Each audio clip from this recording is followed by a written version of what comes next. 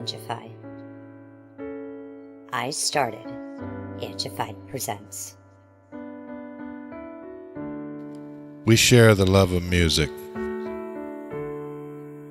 It has been medicine and therapy. Nothing else worked. It has saved many of us. With mental health, we need to open our eyes. Hurt people. We ask that you listen, comprehend, and relate with your ears. Form that heart of unity and one. We share on this stage. Statistics, feelings. And ourselves. We stand with the belief to be you, to be heard, and to be original. We all may be different, with opinions and beliefs. At the end of the day, we are all brothers and sisters. We are family. We ask that you join us in a magical journey with artists from around the world. Open your minds, let in the love, and listen with your hearts. We all want a better tomorrow. Be one. Communicate and look out for one another. And then, and only then, will you find the world. We will find peace in all the world. You'll find the world. And you will find in this shining world. He was among us in every boy and girl. Many have been broken, red hearts turn black. Love will melt the ice and turn it back, and you will find the world. You will find the world. You will find the world. And when you find a place called home, where everyone is free to roam, a whole new world, a better place for our children's futures at stake. And you'll find, with music in your soul,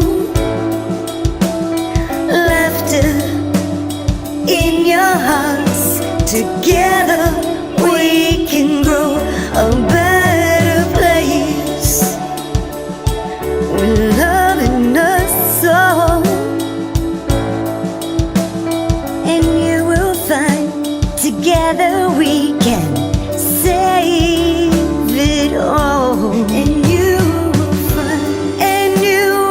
find a place called home, where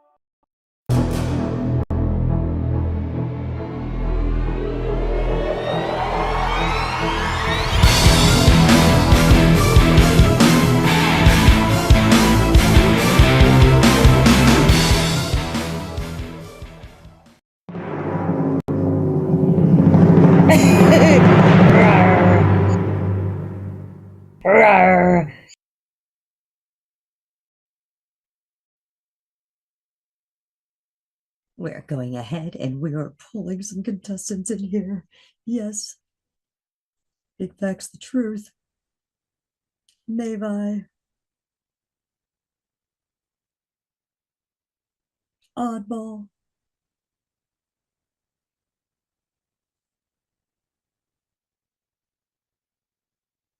Yes. What's Hello. up, guys? Are you ready to wag?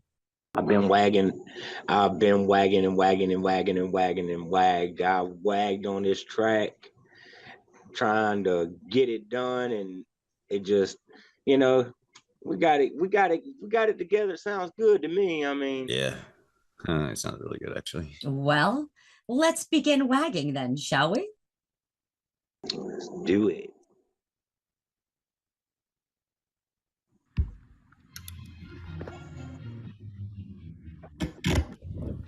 "32 artists from different genres, from all corners of the globe.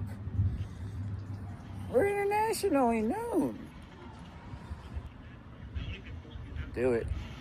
Don't be scared. It's just a wag, baby." Guess what? We're full, baby. The WAG is going to go down now. It is. We have our 32 picked, chosen, and told. Welcome to the WAG.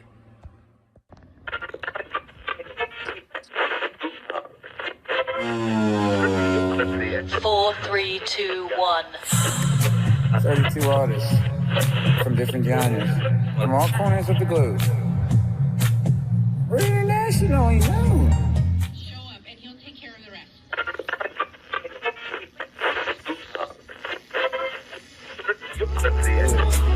Don't be scared. It's just a wag, baby.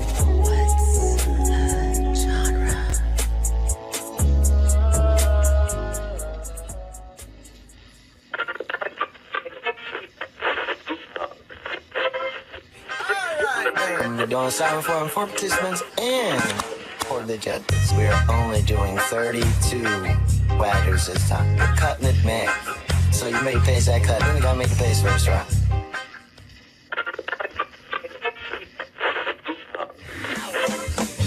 Have you signed up yet? Do it. Don't be scared. It's just a wag, baby.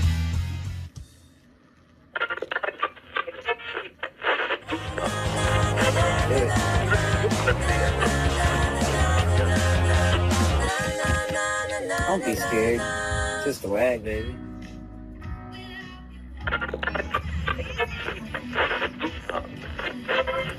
Don't say you did. 32 only. Sign up ASAP.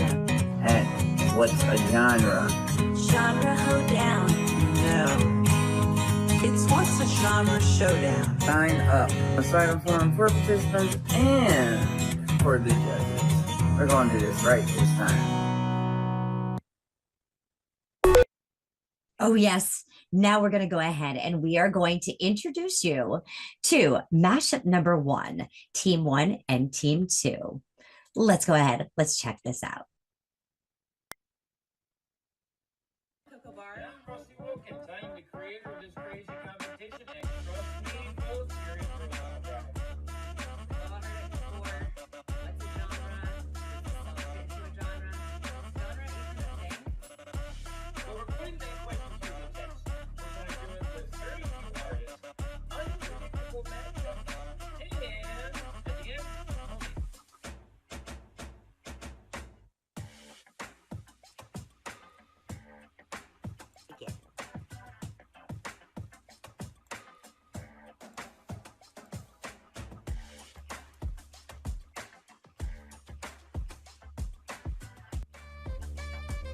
Well, let me ask, as a kid, what was your dream job?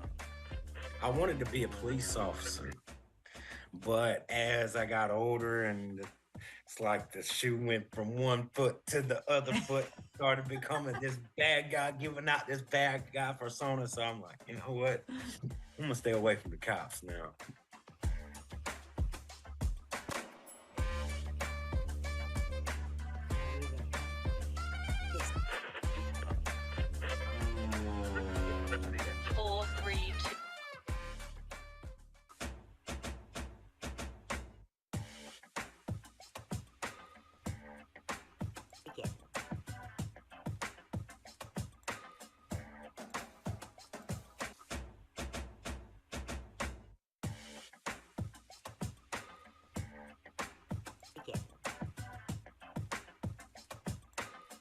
Let me ask, when you were a kid, what was your dream job? My dream job was to be retired. Just do nothing but have free time to create.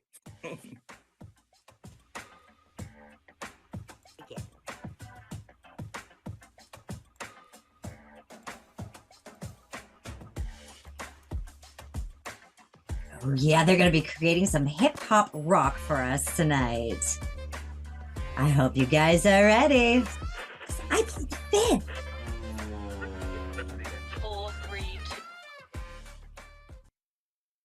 Oh, yeah. So we're going to go ahead first. Mavi, the returning champ from winter season, do you want to go ahead and tell us a little bit about your piece here? Life stages. It was pretty interesting. It started off as in a different direction, and we changed it to what it is now.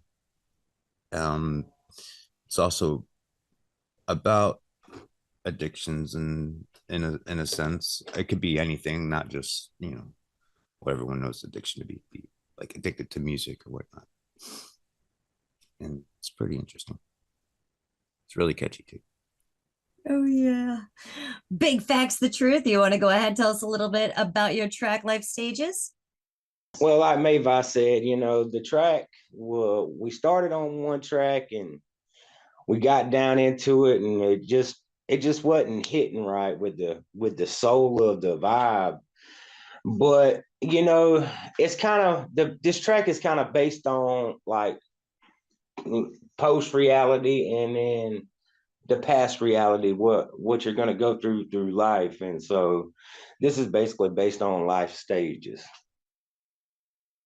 Awesome. We're going to go ahead. We're going to listen to Life Stages. I'm actually opening it up in the studio right now so you guys can go ahead and see the stems and see the lyrics and the work here. And this way, when we share this, we will be listening to see Oddball and Vampires Competition. Are you ready? Let's do it.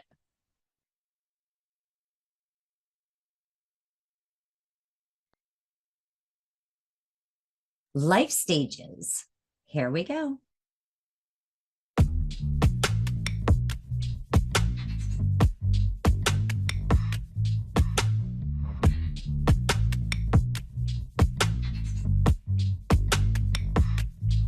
You're addicted to the vision that you painted. The only difference is it's not over with. Pulled it back in and get addicted to the pain that you suffer with. Just praying for my energy, overcome the opposition. Always be kind, rewind and vivid image. Maybe you're just full of it, addicted to the lyrical tension. But just demon time, a lot on my mind. I'm playing in my dreams. Growing up ain't easy where the rules keep on changing quick. Love and lost and legends, man, this journey it'll make you sick. But the beauty in the struggle, in the way we rise and fall. Learning who we really are when our backs against the wall. From the cradle to the grave, we just trying to make some sense of this wild ride we live in, so beautiful and intense. Years go by like the seasons, watching young become the old. Stories that we carry, some silver and some gold. Life centers its ways around a habit that you faithfully become a devout. As you try to find the faith and strength to show some restraint, it becomes salient to others around. And if you feel the need to leave them off for a spin, now's not the time, you're gonna have no doubt. Life centers its ways around a habit that you faithfully become a devout. Yeah, you're stuck in a cycle, feels like strong grip. Every single day that I'm fight, it's just me trying not to slip back into a salient habit where they judge me out of spite. Trying to break out of this routine, but pleasure and comfort hold me tight. Fighting off shadows in this epic long battle, trying to get a handle. Fighting dope with the candle, strapping on the saddle. Steed carries my weight, but it's meant to battle, won't scare me to my fate. La da da dee da, la da la dee da. Growing up ain't easy where the rules keep on changing quick. Love and lost and legends, man, this journey it'll make you sick. But the beauty in the struggle, in the way we rise and fall. Learning who we really are when our backs against the wall. From the cradle to the grave, we just trying to make some this wild ride we live in, so beautiful and intense. Years go by like the seasons, watching young become the old. Stories that we carry, some silver and some gold. Life centers its ways around a habit that you faithfully become a devout. As you try to find the faith and strength to show some restraint and become salient to others around. And if you feel the need to leave them all for a spin, now's not the time, you're gonna have no out.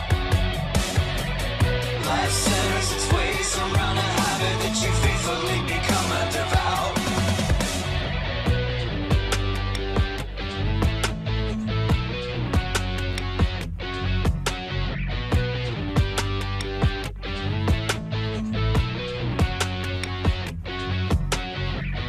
Life centers its ways around a habit that you faithfully become a devout.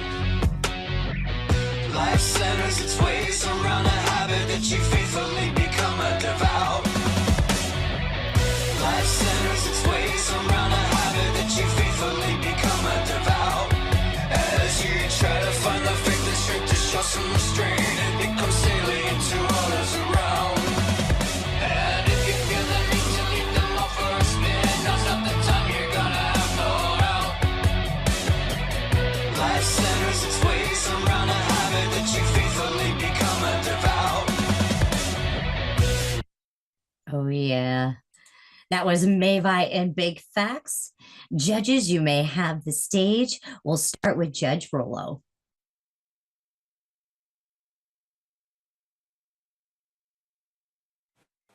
Yeah, that was really cool.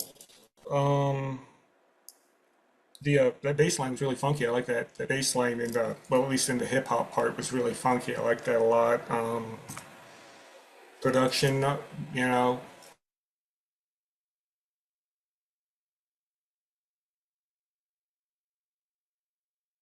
Looks like Rollo froze there Really for good. a hot. Yeah, I liked it a lot. Oh, You froze for a minute, Rollo. oh shoot. Can No, you I'm repeat that getting. last part? Yeah, I'm getting notifications. My internet's unstable right now. So I said it was a cool bass line. I really liked it. It was really like funky bass line. I liked it a lot, and the production was really good. Excellent. Thank you. Judge Kiwi. Hey boys, yeah, this is excellent. I like the play on words, clever storytelling in it, the metaphorical aspect of it. Enjoyed that.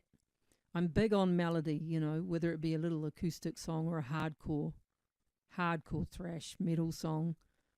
Really clear genre difference to me. It was clear. It was hip hop and rock. I hope that was the genre because that's what I picked up on.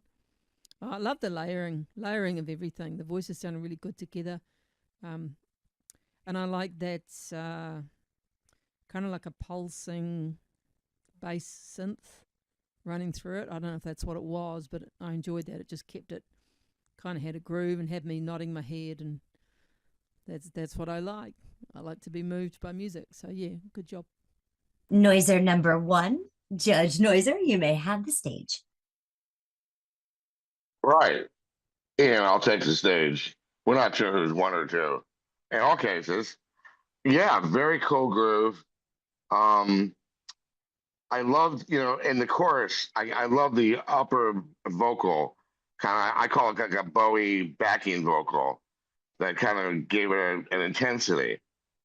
The second verse with the two voices, probably not two different people singing, but a separator in the vocal.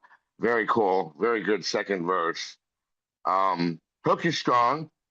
I like connecting habit to devout, where you're messing with the idea of the negativity of a habit with the ritualisticness of being devout. So interesting, thoughtful words. Work in progress. Nicely done in a short time, guys. Well done. Thank you. Thank you. Judge Noiser 2, you may take the stage. Yes, really enjoyed it. Same as the others, pulled in by the groove right away. Interesting bass. Couldn't make out exactly what it was generating it as a bass player. Some synth, something, but it caught my ear. What's that? That was my bass. Yeah, it's an actual bass. Yeah, Yeah, it sounded really good. It's not a sample. That's me. Okay. Oh no, not a sample, but like a synth or something. There was a tone. There was something there. I liked it.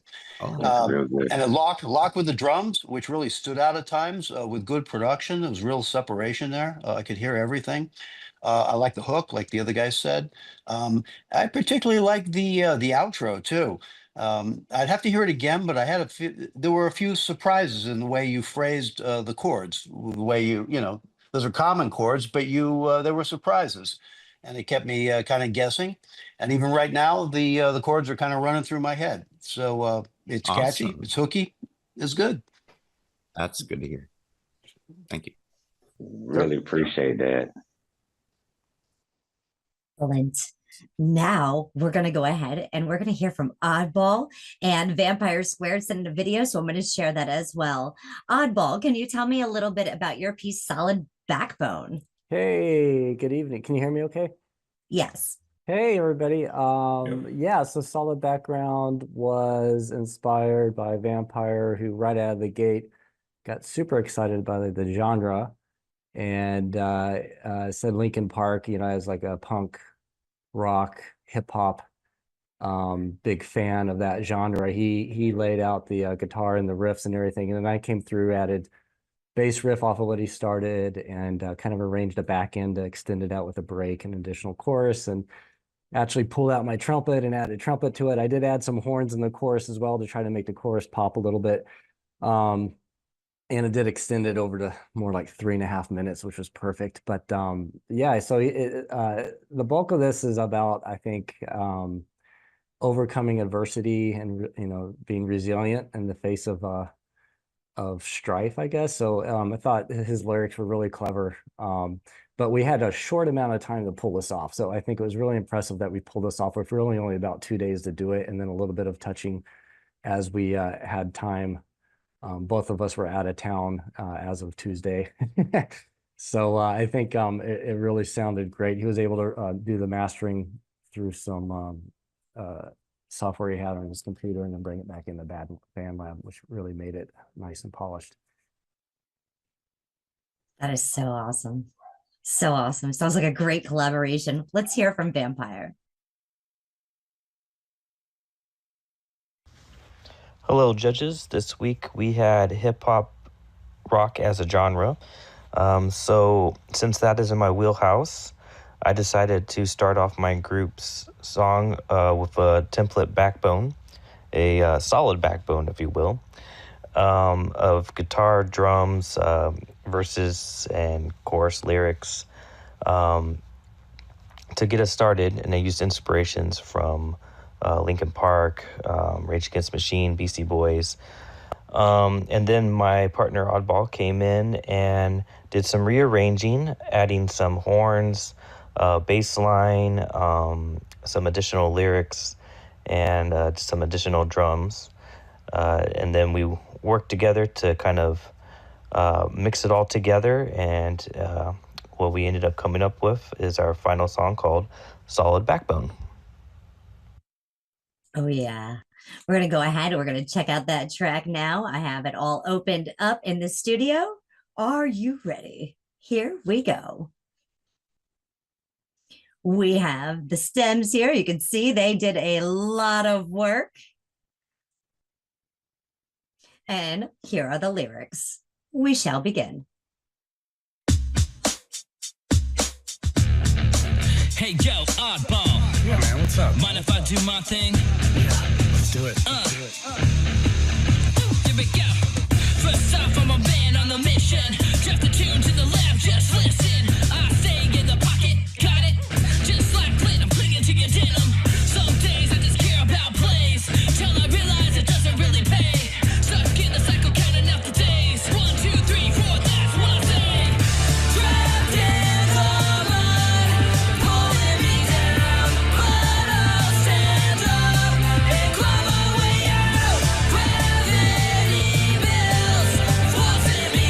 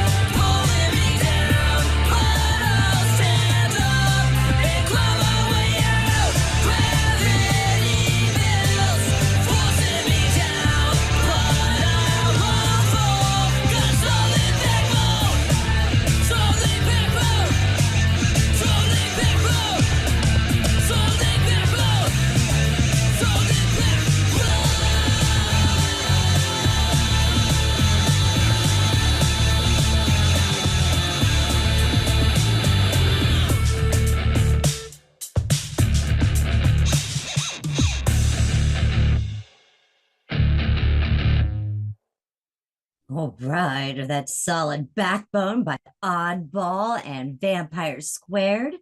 Judge Rolla, would you like to take first? Sure. Yeah. That was really cool. In my younger years, I definitely had a rap rock phase, and that reminded me of a lot of the stuff that I listened to was really cool. Definitely heard the Linkin Park and the Rage influence in there. I could definitely hear like the Rage influence in a lot of the vocal inflections. It was, you know, nice. When I heard you say that you put like, horns into a rap rock song, I was a little skeptical, but you actually made it work really well, so that was really cool. And yeah, that's all I got. Good job. All right, Kiwi, would you like to take the floor? Hi guys, Solid Backbone, solid song. As far as I'm concerned, it's produced so well, put together well, it's catchy, it's ready for radio. I'm a vocalist, so I appreciate those rock vocals and the harmonies were bang on. Definite Linkin Park vibes, which is one of my favorite pop rock bands because they have again that hardcore and then the melody and then a little bit of the hip hop stuff. I didn't get a huge hip hop vibe up this, so I heard the little nod to hip hop with the scratching. And I liked the talking instead of rapping. Or just the tone, through the megaphone or whatever that effect was. That's cool. Nice triumphant lyrics. Yeah, solid as. Well done. Judge Noiser, number one. The loneliest noiser. Hey, yeah. I'm a drummer originally, so what I thought was interesting is how you kind of did that funky halftime beginning, and then you double timed. I expected you to go to like twos and fours, but you went past that to double time in the hook, which was really interesting. Um, in the break at the end, you finally went back to a 2/4 thing. And I would have played around with all three of those things to see which one I liked in the verse and chorus, in the back of my head. I have to hear the vocals again to get into the storyline. And I love the ending back to the halftime. So very cool. Nicely done. Judge Noiser, number two. Yeah, I liked it. It was a good sort of contrast. You build the tension in those verses, and it really explodes in the chorus. I think my favorite part was that extended held note. That's raw. It kind of, I don't know, gives me a little charge. I like that feeling in this style of music. All the rest was there. A good mix, a good bass line. It had movement. It was engaging. Yeah, it was good. Excellent. Yes. You guys, you have any feedback, Oddball? Yeah, I mean, that's great. I really appreciate it. I know each one of you has a very keen and respectable music career and really, really good judgment for musical critique. So I really appreciate and respect every one of you. So it's really great to put something together that's a little bit different, and it's always a little bit of unique flair from each of us, Vampire and myself, and to have it blend together and come out and have other people appreciate it is awesome. So thank you so much for giving us a thumbs up. Thank you. You guys are great. You may publish your tracks. I'm going to be sending you guys into the back room. Yeah, it's WAG Summer Series, guys. Thank you. All right. Have a good night. Yes. Good night.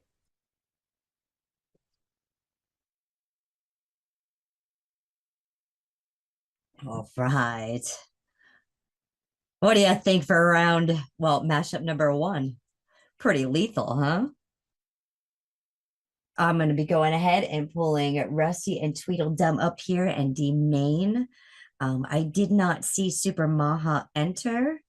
He is a 12-hour time difference being in Indonesia. So, and I know he's been working very hard. He's been here quite a bit as well. So let me go ahead and pull those guys up.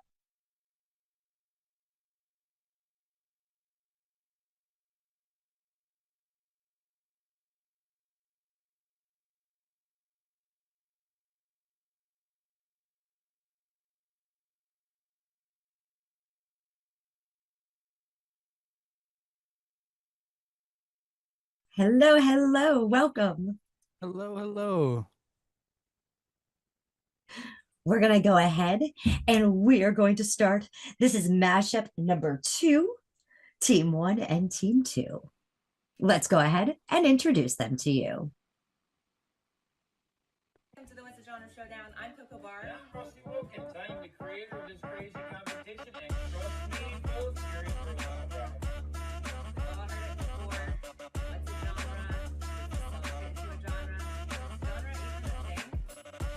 Well, we're putting that question to the test. We're going to do it with 32 artists, unpredictable matchups, and at the end, only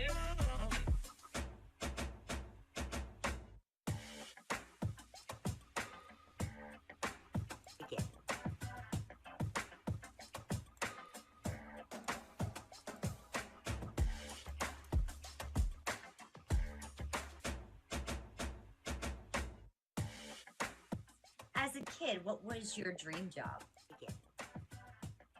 My dream job as a kid Yeah. was either be a musician, a wrestler, or a cook. I had 3 different things. I wasn't a wrestler.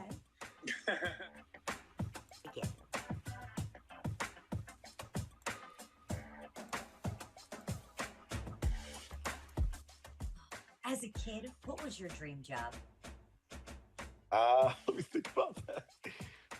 Probably like a fireman. I think I would have said the normal stuff like fireman, policeman, you know, something like that. And I don't know. And I always loved computers. I wound up in IT. I still do IT, you know, that's my thing. But it's not as fun as like a fireman. I still think it's cool. When my kids were in scouts, they were like, it was still cool to tour the fire stations and the police stations and stuff like that.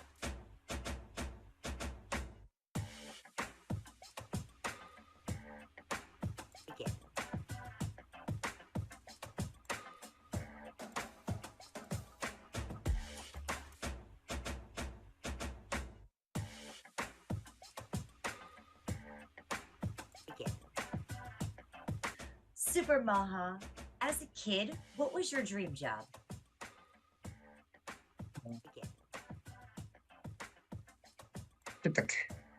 Architect, make a house, building, decorate the city, everything. So an architect. Yeah. Heck yeah.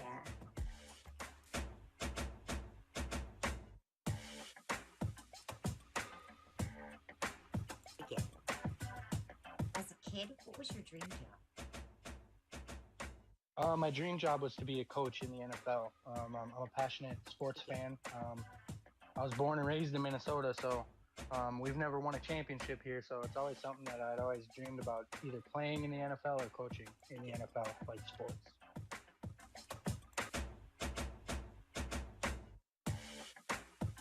Oh, yeah. This is mashup number 2. Their genre is country blues. We're going to go ahead and we're going to pull this up. We have Bipolar by Rusty and Tweedledum. And Demain, I'm not sure. Do you have your track? I sure did, Angie. I did invite you. I believe I invited the Okay. correct account. It's called This Town by Maha and me, myself, D-Main. Alrighty. Let me see.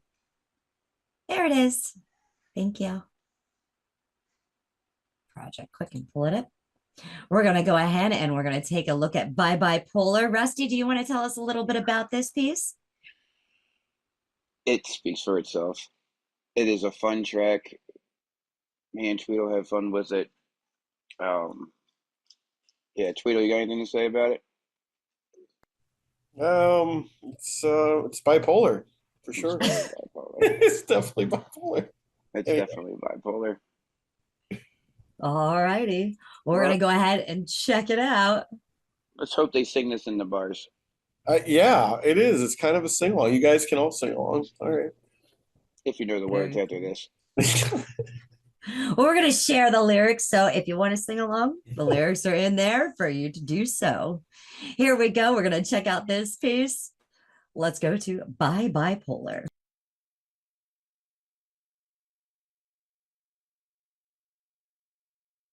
Oh my, oh my, oh my, my bipolar baby.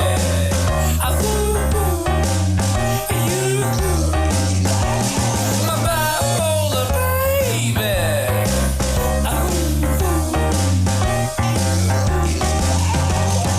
One night you're a sweetheart, baking me a pie.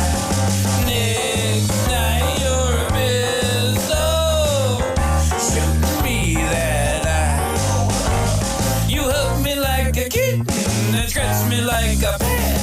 Girl, you keep me guessing, but I kinda like it here.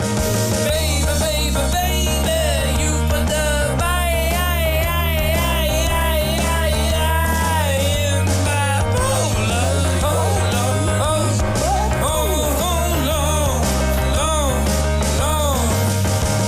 You're 1 minute high, the next minute colder. Baby, you're sweet tea with whiskey, sugar with a bite. You kiss me in the morning, cuss me out at night.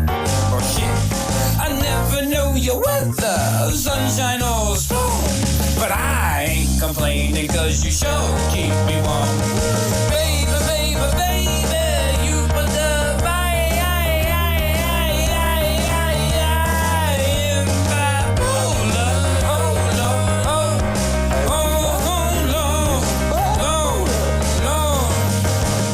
You're 1 minute high, the next minute colder. Energy from the sun, well, we call that solar. When you strike the pills, you're called a bowler. Like the pain in your tooth, not the cane, but the molars. Yet no matter how I try, I can't console her. It's not up to me to control her. So that's the story of my life, 'cause my girl is bipolar. Girl is bipolar.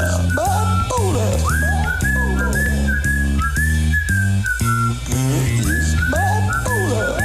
Come here, baby. Baby, baby, baby, you put the in bipolar.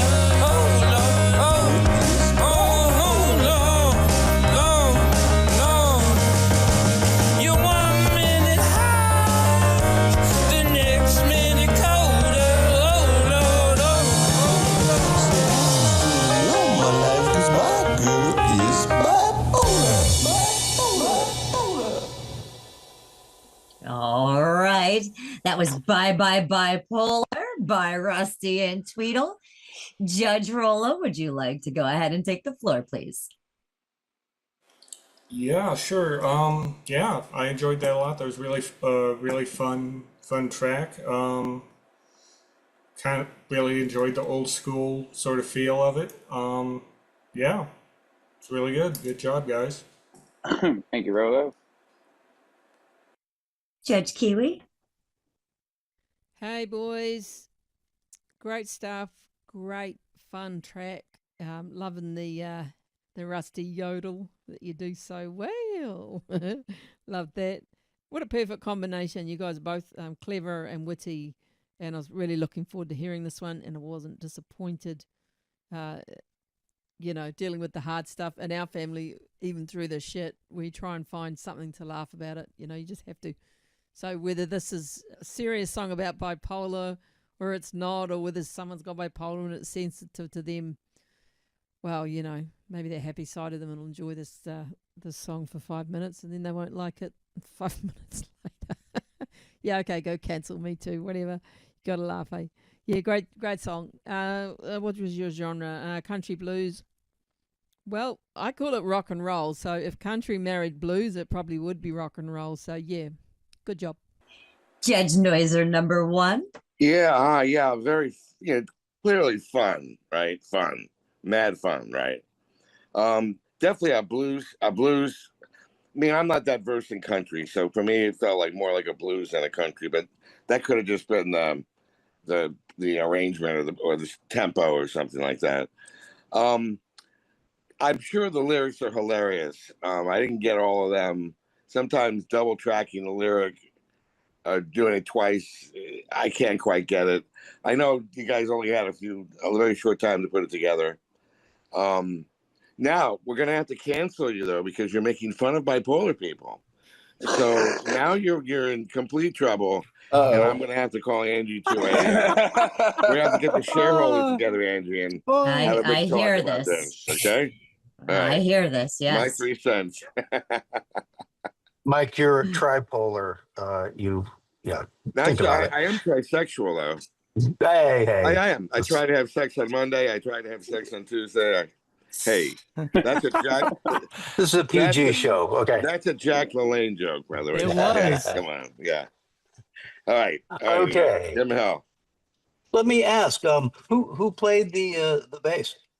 Okay, so all the instrumental was done by DWD, Bobby Darian, writing desk. He helped with creating the instrumental and everything, and yeah, he gets a big shout out for that because he did a lot of work for that for us. Because we were put those 2 vocalists put together, and he helped us out with that one. Okay, yeah. I mean the keyboard, the whole thing. I played bass in blues bands for years, and he went to all the right places at the right time. It was good. But you guys were the star of the show, of course. It like Mike said, it's funny, it's entertaining. I couldn't pull out all the words, but it's got like an infectious kind of energy that it just pulls you in. It's very creative. I mean, both you guys are super creative. There's no doubt about that. And I thought it came together well. I enjoyed it. Thank you. Thanks. Thank you, Noises. No, they're canceled for sure. I think they were canceled. That's too bad, but All right. We're going to go ahead and listen to D Main and Super Maha, our Chagana Boys track. D Main, would you like to tell us a little bit about this town? I sure would. So I think it was we have a limited time to create this track. Maha is actually from, I think he's like 13 to 14 hours difference, so it's definitely been challenging. I will say he presented me with an instrumental, and as a musician, the fluidity and the actual, I don't know, it's almost like it brought me to a place like in somewhere where we're kicking boots and we're dancing, and it truly felt like he delivered something that was pure, kind of like a jam track that isolated into like a small vocal piece that just kind of ended with like we're just going to be slapping boots and dancing. So what I did vocally when I received this track, I major in metal. I have a degree in hip hop.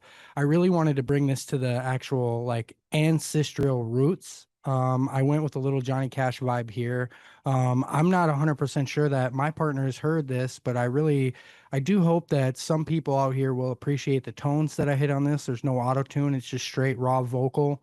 I really hope you guys appreciate this track. I had a lot of fun making it. I just want to emphasize before we, listen to this track, Maha created this, and I feel like he brings you to a place, you know what I mean? And whether it's, wherever you would like it to be, I feel like it's a whole project. So very happy about it. All right, absolutely beautiful. Yes, Super Maha wears his cape in all different colors. We're going to go ahead and check out now this town.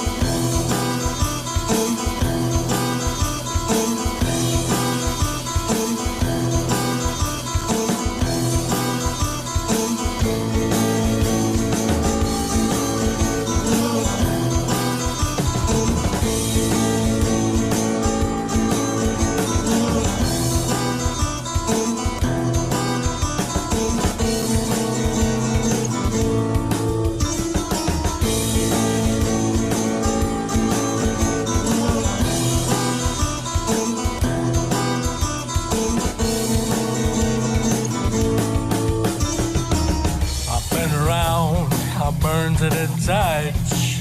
I've been a dog like a hound on a hunt. I'm around until you're found. And then the sheriff, he shot me down. Oh, I forgot what it's like in this town when I'm around. When I'm in town, I might sin a little, do it again and again and again and again. I've been around, I burn to the touch. Yeah, I'm a dog, a hound and a hunt, I'm around.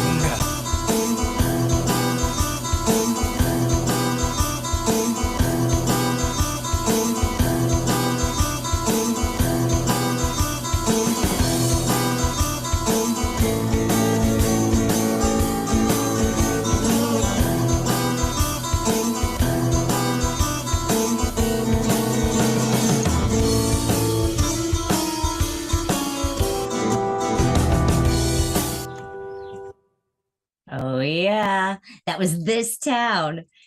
Judge Rollo, would you like to go ahead and take the floor? Yeah, yeah, I enjoyed that a lot. It was, I like the 12. It sounded to me like a 12-string guitar. I really like that riff. He was playing on that a lot. But yeah, it's hard to judge the mix over Zoom because I feel like that affects it. So I'll listen to it again. But yeah, um, yeah, that's all I got. It was really good. Good job. Thank you. All right, Kiwi, would you like to take the floor? Hey guys, great track. Domain, was that you on the vocals, bro? I've only ever heard your R&B voice, so it was nice to hear a different take from you. And I didn't know you were a metler, so clearly I need to do a little bit more homework there. Instrumentals, yeah, loved it. It was probably the most realist of the tracks I've heard so far, in that it wasn't perfect. And it was just pure playing real instruments. I assume they were real. And I liked it. And it was a little off and dissonant, and that gave it a punk vibe to me. I don't mean punk music, just that attitude, which I enjoyed. Your guys' genre was country and blues, so I guess we got the twang of the guitar for the country element, and then just the dirtiness for the blues. Yeah, well done. I love that atmosphere of it all. It sounded fantastic. Yeah, it's a shuffle, a blues shuffle. I think you did a good job of mixing country and blues. You mixed them really well, but it's kind of like a little off. It's like a little, I don't know, indie, but it's like you're on a spaceship and you're playing the blues, but you're going through space or something. And I've got to hear a better quality mix myself on my iPhone that I'm listening. But good mashup, great vocal. Forgive me when I say it's Doors-ish, Doors-esque. Forgive me. I don't mean to really label anybody. I think your voice is extraordinary. So looking forward to hearing more of that. You came in really late. It's a blues song. I get it. Everyone's relaxed. But as far as structure song goes, you came in rather late. But I know it's a work in progress. So, wow, way to pull it all together in such a short time. Really well done. Thank you. Yeah, it was cool. I probably never really heard quite that combination before. It almost started with like that Robert Johnson type original blues type riff, dissonant on purpose, loose in rhythm. The low note that you would gravitate, that was wild. Wasn't really. I don't know what that low note was. It sounded like two notes together, so kind of a dissonant sound. And you resolved that. Like Mike said, I thought you had a good quality voice, no doubt. It sounds like maybe it's a little bit early, like the song's, in its evolution, it's going to maybe go tighten up and go to another level, because I know how it is. You don't have a lot of time to do this. But yeah, good job. I enjoyed it.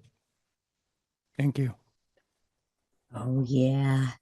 We have mashup number 2, Rusty Tweedle against D-Main and Super Maha. Guys, you may publish your tracks. I'll be sending you back to the back room. Good luck. Thank you all. Yeah. Yeah, that low note was like the frequency of the planet Earth or something. 7.8 hertz or something. Cool. Yeah, I almost ran over to my keyboard to check. My imperfect pitch has got a little more imperfect. So how are you guys enjoying these tracks from this summer series? Talented people. Very creative, yeah. Very creative stuff. Showing them a lot. Well, we've got Pop coming in next, Rolo. All right. So Scott Bass is not here, but he has submitted a track. His collaborator sent me a message at 7:15 last night and said, unfortunately, he had to withdraw from the WAG due to personal issues in his life. So Scott has presented a track, but he is not here tonight. But we do have Con Artist and Cal back there. So I'm going to go ahead and I'm going to bring them up now. Are you ready? All right. I'm going to also, well, it looks like Tony took out the other machine, so I will not be also pulling him back here. All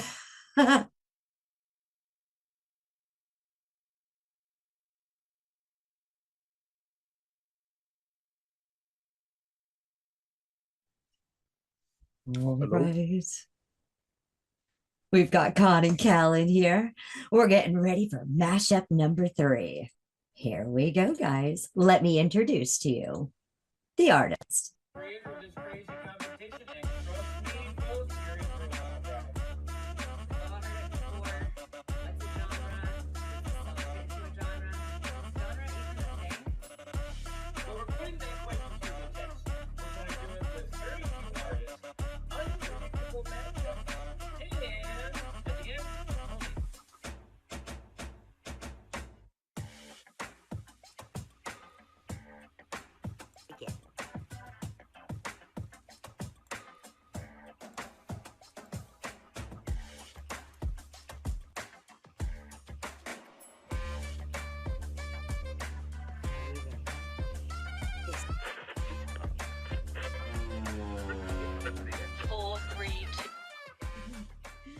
Scott, as a kid, what was your dream job? Well, a rock star, of course, right? But I'm not sure. As a little kid, I'm not sure if I knew. But as a teenager, for sure, I was already into music.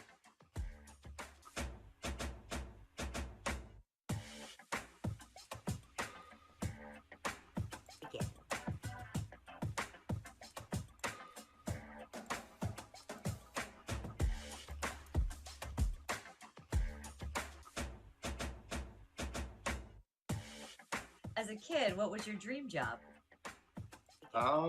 As a kid, a writer and music or a basketball player. Any of those 3. Now,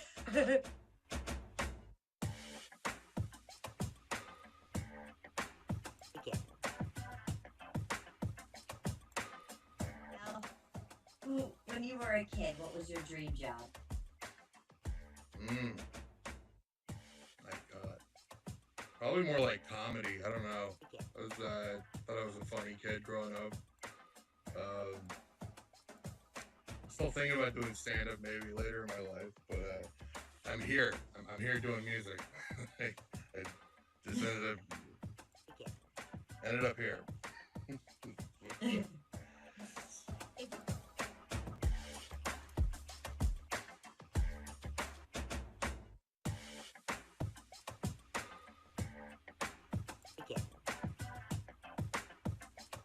All right. The genre is pop. Now, like I said, Scott Bass is not here tonight, but he did submit a track. Brother K32 has withdrawn from the WAG. Con, would you like to go ahead and tell us a little bit about your piece that you have sent in tonight here? Space Cadet.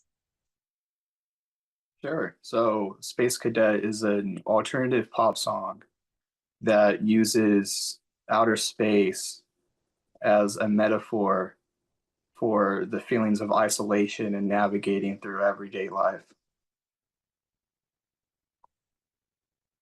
Very cool. Cal, would you like to go ahead and tell us a little bit about Space Cadet?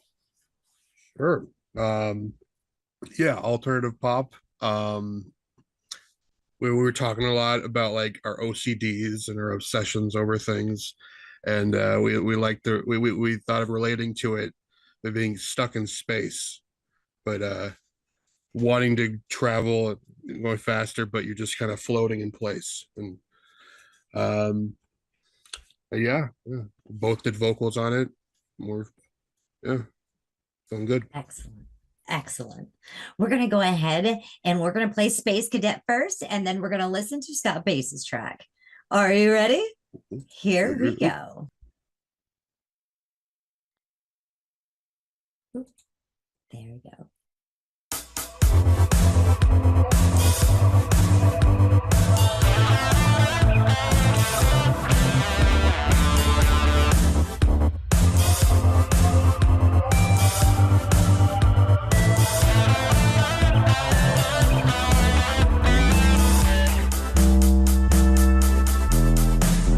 I've been drifting out of time, lost in static of my own mind, trying to come down, but I'm so lost inside. What should I do? Who am I? I'm so lost, I'm out my fucking mind. I run like a fool, like a bull at the sun. Hot air in my skull, not so worrying for none. This is my single burden. I toss and I turn, but the cost is my courage. A common occurrence, no thoughts of concern. It's a bomb that is burst and is popped out, determined. Locked in a world when the thoughts about my purpose. Alerted and not stressed out, but I'm searching to find, but I can further refine. I'm couldn't discern for the time. If I'm burnt, then it's fine. I'll embrace what is mine. I'll take it. That space is vacant inside my mind. I'm floating like a satellite. I'm fucked up, but I can still see the finish line. Inches down, but that's alright. In no time, I'll be traveling at the speed of light. Floating like a satellite. I'm a space cadet. I was born to live or die.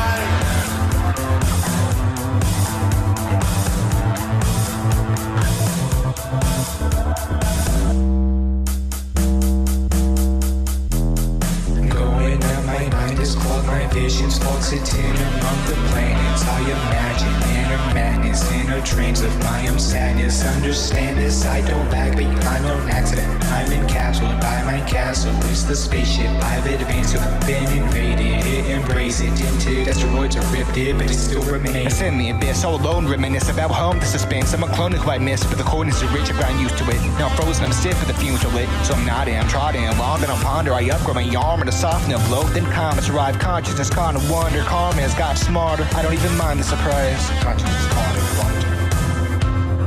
Consciousness caught in wonder. Consciousness caught in wonder. I'm traveling. I'm floating like a satellite. I'm fucked up, but I can still see the finish line. Inches down, but that's alright. In no time, I'll be traveling at the speed of light. Floating like a satellite. I'm a space cadet. I was born to live or die.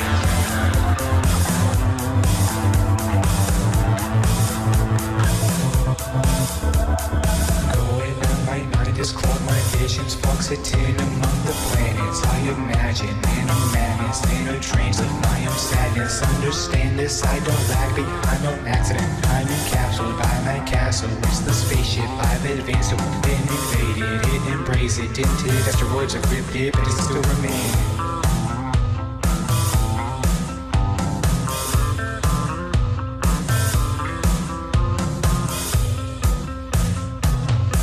I'm traveling. I'm floating like a satellite.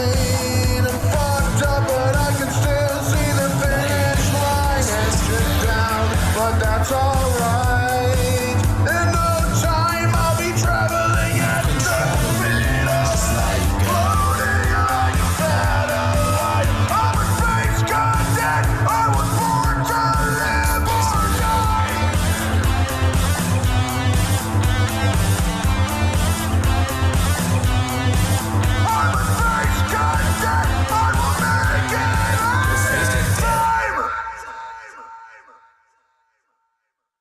Oh, yeah.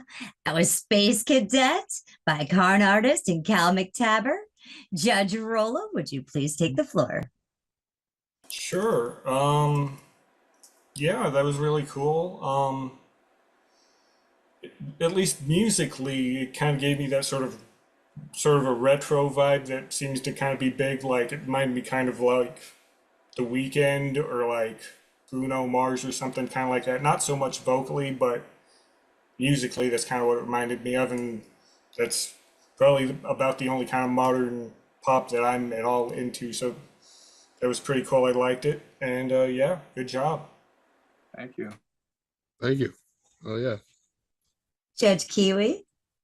Hi guys, yeah, this was a cool track. I like the combination of the 80s vibe. Not that I like the 80s, but I did like it on this song. And then coming in with the grungy guitar over the top of it, that was clever. I like the two different voices.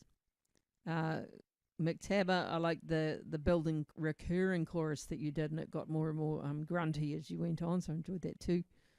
Yeah, nice job. Fine tune that mix in it, the levels, and it'll be bloody cool track actually. Well done. I'd probably call this indie pop. I also appreciated the lyrics; they were quite clever and thoughtful. Yeah, well done. Judge Noiser one. Yeah, hi. Yeah, good production musically. When I first heard the vocal, the effects, forgive me, I couldn't quite. My ears were shot from playing the drums for 30 years, so I couldn't quite get the vocal. The rap, when the rap vocal came in, it was cleaner and I could hear it better. The volumes were just a little bit different, a little bit off. Also,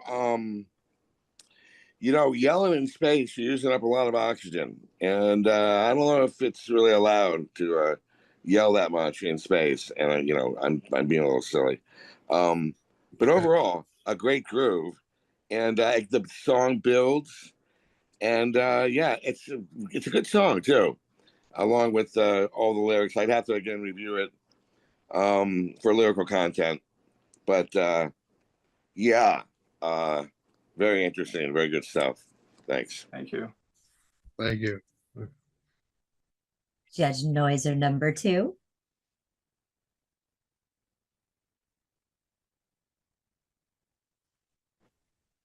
You must unmute Noiser 2. Oh my God. What I said to myself was a tight pop beat with good energy. That's half the battle in pop. And that rapid vocal, I like the rhythm of that when it came in. It was really clear. And then the other part I think I liked best was the there was a little bit of a breakdown, and then into the outro, there was I believe there were like 2 bass parts, and one guy was sort of lifting up into the melody. I like the combination. It was sort of like some inner dialogue behind the part, gave it some depth. It was good. Thank you. Thank you. All right, we're going to go ahead and we're going to check out Scott Bass's track now. I have it all pulled up as well as the lyrics. Let's go ahead and check this out. Yeah, here we go.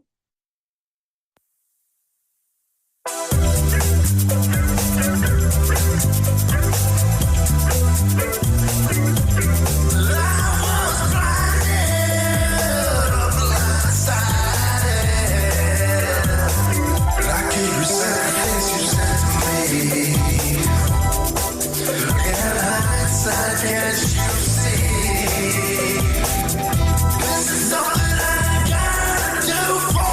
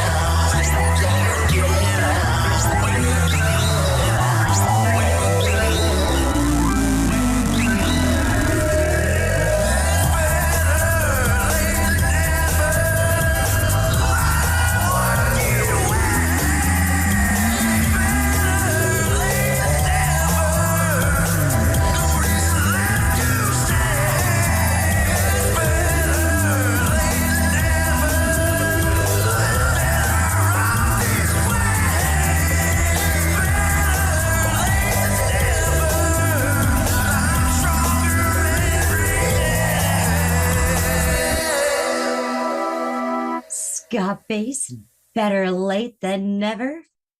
Judge Rollo, go ahead and take the floor. Yeah, that was really cool.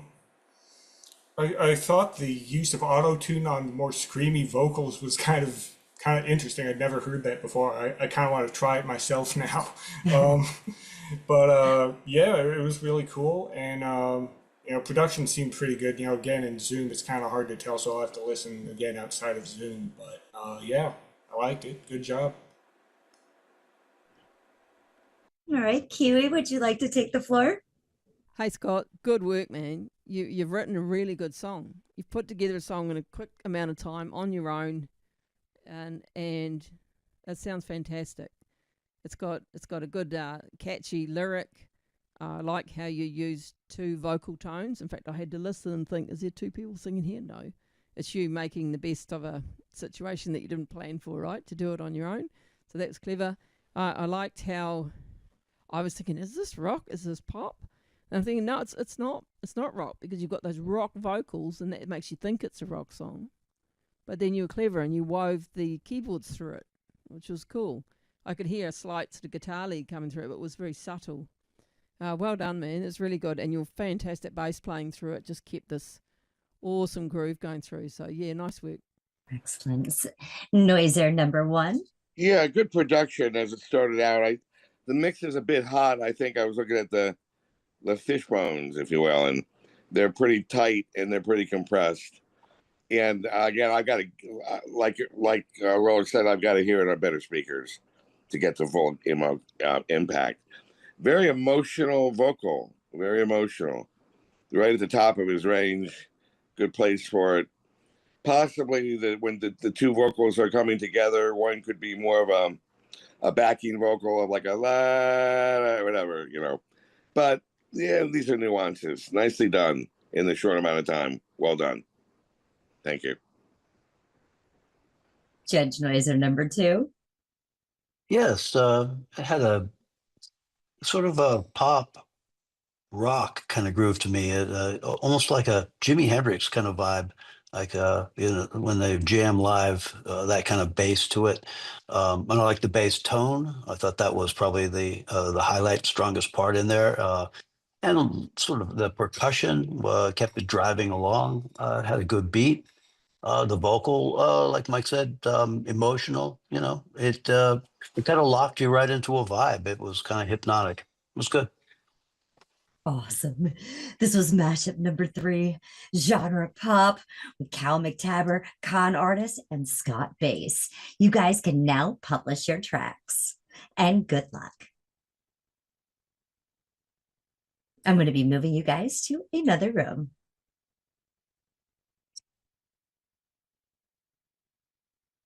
All right. We have mashup number 4 coming up. This is our final mashup. I decided to put a twist in the wheel. So we have a rodeo song, So is this something you would hear at a rodeo? Well, we're going to go ahead and we're going to pull in our final 4. Here we go. We have Dorian's writing desk, DJ Tatius, Jeremy Hurt, and his collaborator RJS is not here yet tonight. So, hello. Hello. Yeah. And we're just waiting for Jeremy.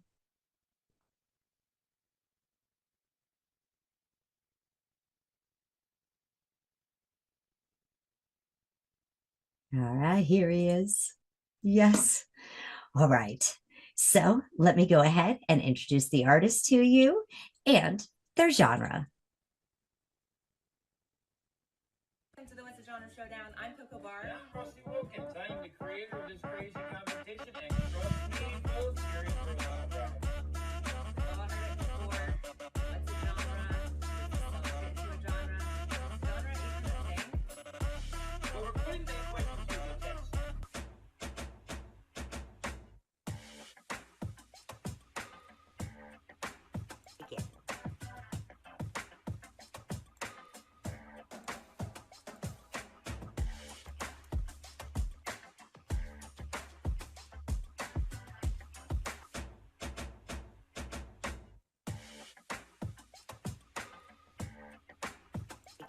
As a kid, what was your dream job?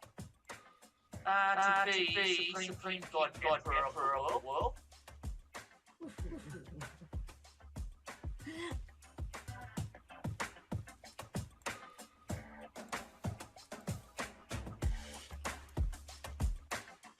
As a kid, what was your dream job?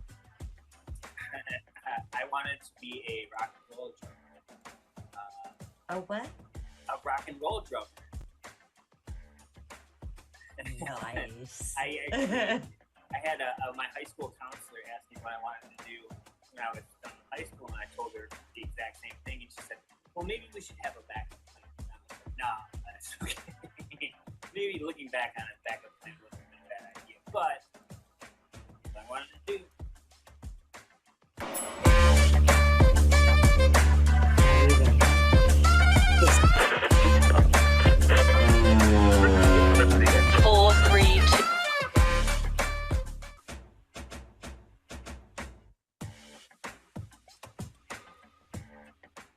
As a kid, what was your dream job? You know, as a kid, all I wanted to do was be the president of the United States.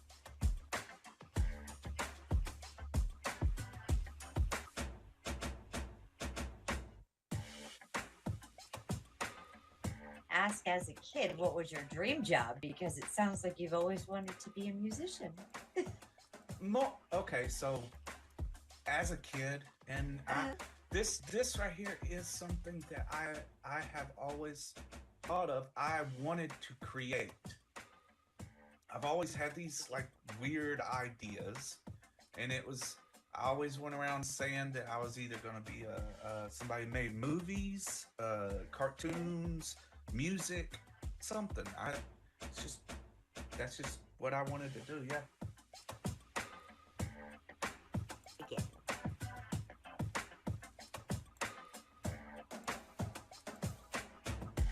Yes, the genre was a rodeo song. Ha! So we're going to go ahead and we're going to ask Jeremy about his entry tonight with RJS. Shall we hear about big hands, big feet, must be a clown?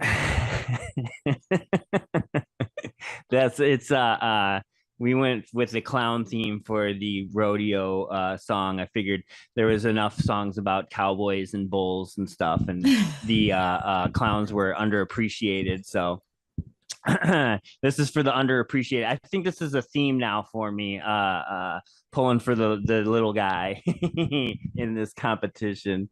And yeah, it was. I just found some samples of other songs that were when I Googled, rodeo songs, and sent some ideas to RJS, and he came up with the guitar, and I put a beat and the vocals and lyrics on there. Well, let's go ahead and let's check it out. Big hands, big feet, must be a clown. Do it.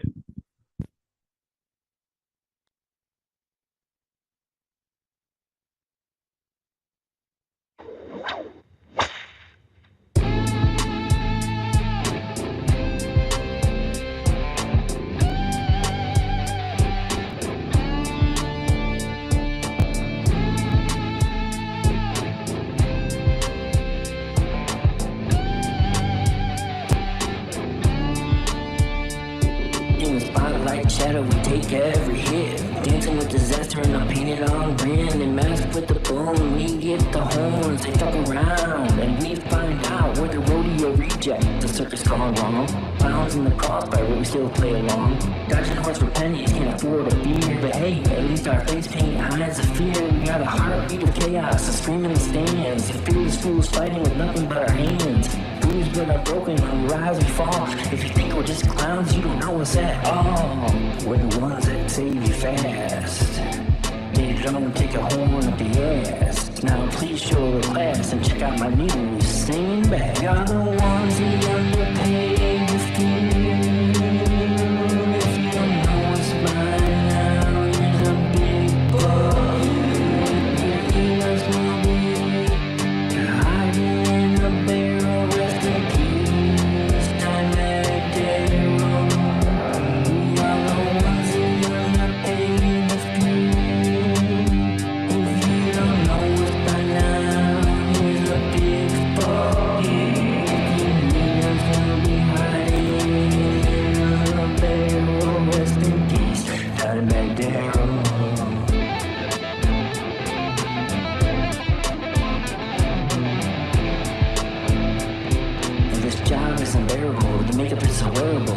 fucking terrible. Why is my house so shareable? We are the roadies of the rodeo. We do all the work and get none of the fame, yo. They all laugh at us, kids and adults too, feeling like a sideshow in the zoo where the dust settles and the crowd fades and the lights go out and we finally get paid. Come join us for a beer and some stories, cause there's nothing better than a clown and his glory. We are the ones in underpaid the few. If you don't know what's mine now, he's a big boy. We'll be hiding in a barrel, rest in peace, Steinbeck Terror. We are the ones the underpaid the few. If you don't know us by now, he's a big boy.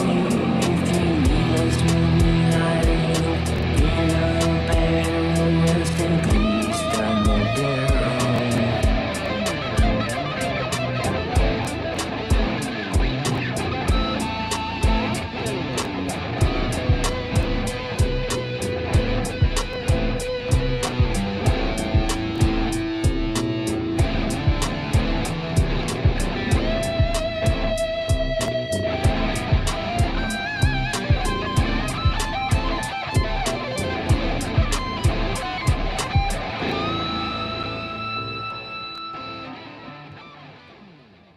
Oh, yeah, that was Jeremy Hurd and RJS with Big Hands, Big Feet, Must Be a Clown.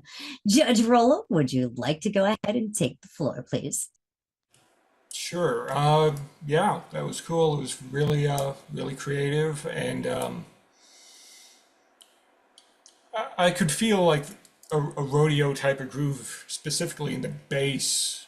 I don't know, but yeah, I liked it. It was super creative, and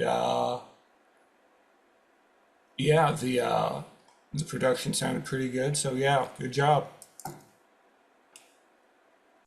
Judge Kiwi. Hey guys, that was really cool, entertaining. I didn't know what to expect when it was rodeo song genre. I didn't know there was such a genre, but I have been to a rodeo. We do have them here in New Zealand, and what I did get, the vibe that I got right through as the song progressed was that hustle and bustle of everybody all being together for an event like that. So that displayed that well. Great strong entry of the song with that guitar from RJS as he came blistering in. Did not expect Dime Bag to be mentioned, but it matched the dropping of the chord changes that were done on the guitar, so that was fantastic.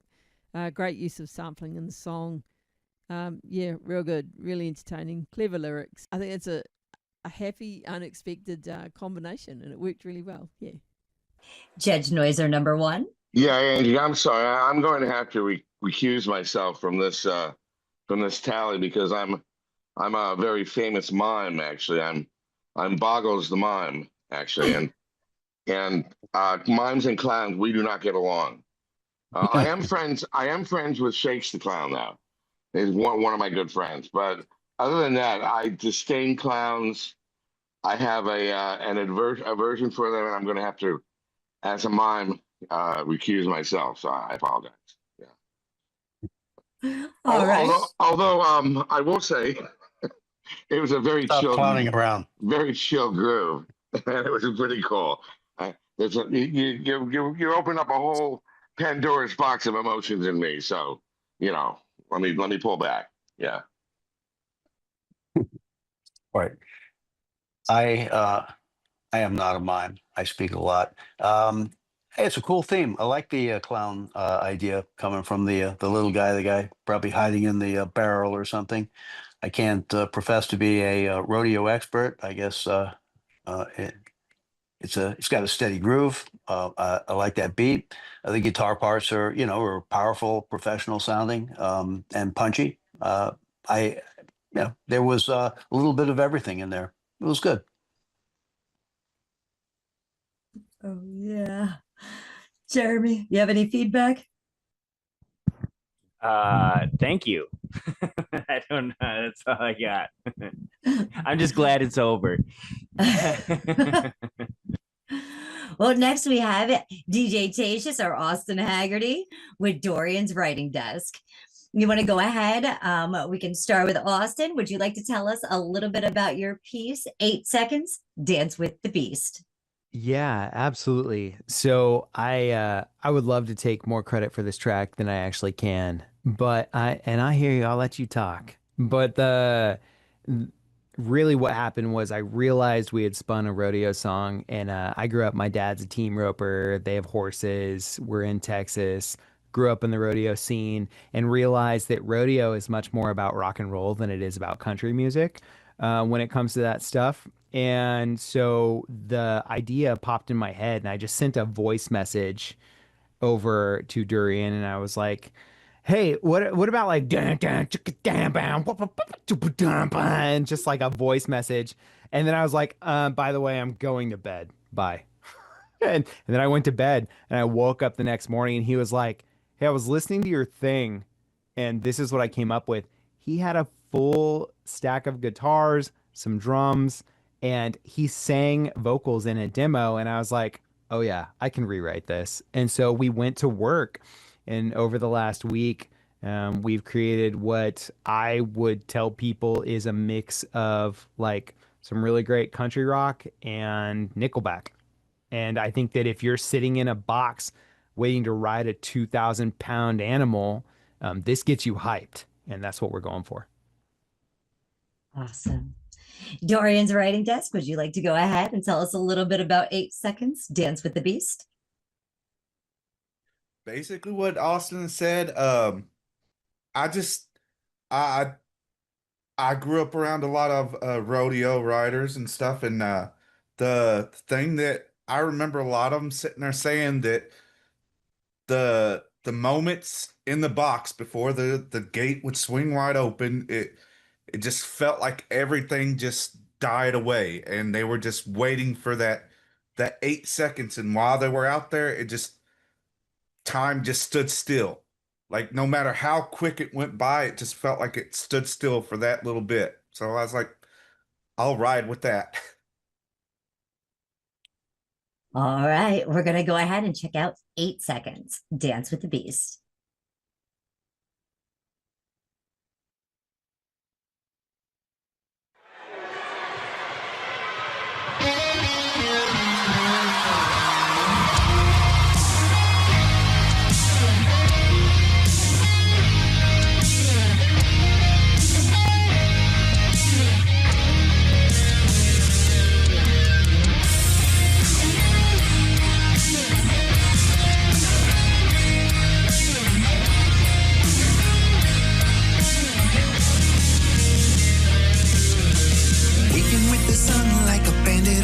He's got his boots by the bed. Another time behind him, pick up loaded, hit the road for the glory up ahead. He's got dust on his jacket and scars on his pride, chasing down the storm with a fire in his eyes, and he's never gonna crumble from the blood, sweat, and thunder. 8 seconds are forever. It's a dance with the beast, where fear meets the fury, and your peace finds release. He's got a girl back home, begging him to stay, but the lights and the crowd keep pulling him away. No cowboy can settle, no matter the weather. 'Cause 8 seconds are forever. 8 seconds are forever.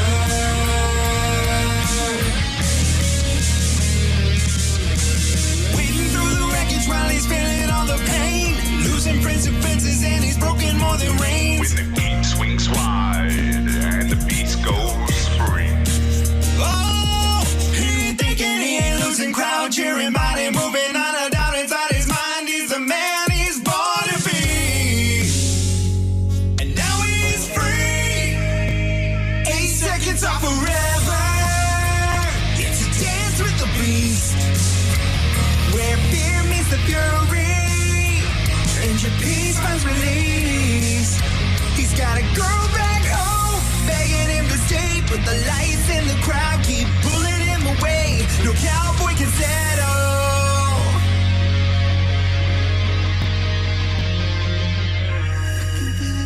I'm falling, I'm riding to the end. I can feel it running, I'm falling, I'm riding to the end. I can feel it running, I'm falling, I'm riding to the end. I can feel it running, I'm falling. And I can feel it running, I'm falling, I'm riding to the end. I can feel it running, I'm falling, I'm riding to the end. I can feel it running, I'm falling, I'm riding to the end. I can feel it running. 8 seconds of forever. It's a dance with the beast. Where fear meets the fury, and your peace finds release. He's got a girl back home, begging him to stay, but the lights in the crowd keep pulling him away. No cowboy can settle, no matter the weather. 10 seconds of forever.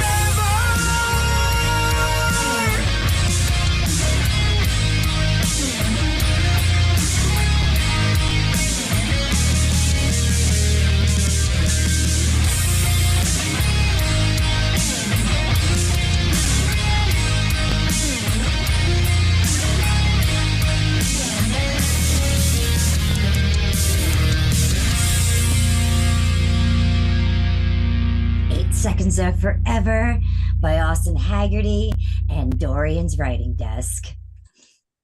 Judge Rollo, would you mind please taking the floor? Sure. Yeah, no, that was really cool. It definitely sounded like something you'd hear played at a rodeo. Like, I'll be honest, I really wasn't even sure what rodeo music was when it was picked, so, but yeah, no, it definitely sounds like something you'd hear at a rodeo, and that's what you were going for, so that's pretty good. And it's not pop music, so that's good. But yeah, good job. I liked it a lot. All right, Kiwi, would you like to take the floor? Hey guys. Well, that was just perfect, wasn't it? That was perfect. Big production, great finish, big sound. Yeah, you're there. You're there at the rodeo. It's not quite how I picture our rodeos here in New Zealand. They're a little bit littler. But yeah, I just think, yeah, big American. And when you described, yeah, what is it? Country rock meets Nickelback. Yeah, that's absolutely bang on. Those doubled up harmonic vocals and stuff. Good story. Well done. If there was ever a theme for the rodeo in the States, this should be the track for it. Awesome. Judge Noiser number 1. Yeah, no clowns. Thank you. Yeah, good Southern rock groove. Now you guys are rodeo insiders for sure, and you know you have the scoop on this. All I had was like that Borat movie that I saw about a year or two ago to get a sense of what a rodeo was. But great story, great lyrics, a rodeo hit. You know, you're talking about the whole, you know, the whole story of the rodeo rider, which is very cool. And 8 seconds is forever. That's what she said. Excuse me. Okay, so and I like the vocal rhythm, the double time on the rhythm of the vocal. That's very unique rapping or talking in a song, I thought. So a lot of interesting, different mashups on the song. Very cool, guys. Thank you. Judge Noiser number 2. Yeah, I liked it a lot. I thought the hook was very strong. The theme, the concept of the thrill of those 8 seconds, I can definitely relate to that. And a standout is the those harmonies that came in on that hook. I think maybe the second time around. I'd like to hear that again. Actually, it was strong, strong vocal. And in that bridge, the middle section, it broke out there. It felt like that 8 seconds. Closest I think I can relate to that. I've never been on even a mechanical bull, but I was almost in a car crash one time, and those 8 seconds felt like that. Time stood still. So yeah, good job. I thought it was engaging. Liked it. Oh yeah. Do you guys like to say anything in retort? You got anything? I had fun, man. I'd work with you anytime. I just want to let people know that creating a song in 7 days is hard, but at the end of the day, something like this, when you really lean into it with what you know versus what you don't, just go Yeah. hard, and people will feel your emotion. Those harmonies at the end of the song that Noiser 2 is specifically mentioning, those harmonies are a product of me going, my voice probably can't do this, but like this needs to feel like the climax Yeah. of a ride. And so I think this has just been a fantastic week Yeah. of creating music. Yeah. You guys may publish your tracks. And thank you again. I'll be sending you to another room. Have a great night.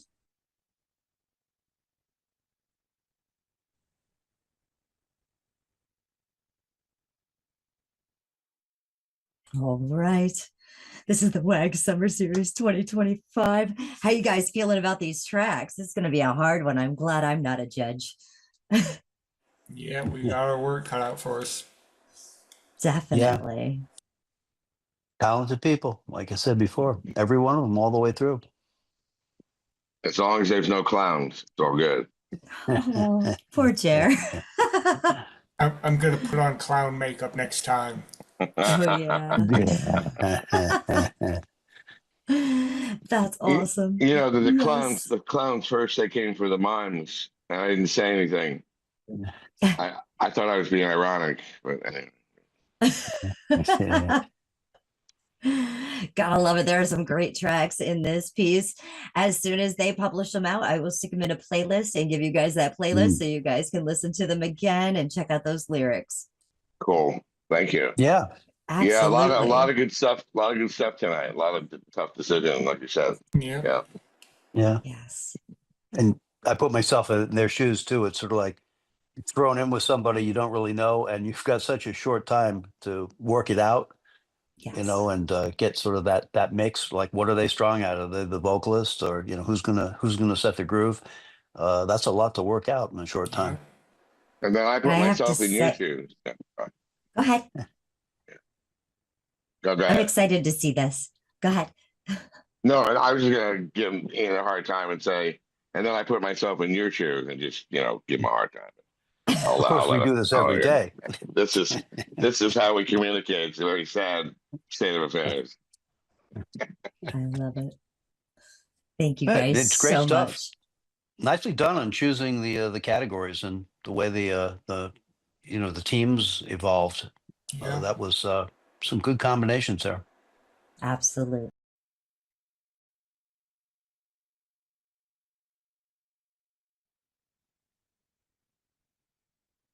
Welcome to the What's the Genre Showdown. I'm Coco Bar. And I'm Frosty Wilkins. I am the creator of this crazy competition, and trust me, both series for a while back. We've all heard it before. What's a genre? Does a song fit into a genre? Is genre even a thing? Well, we're putting that question to the test. We're going to do it with very few artists, unpredictable matchups, and at the end,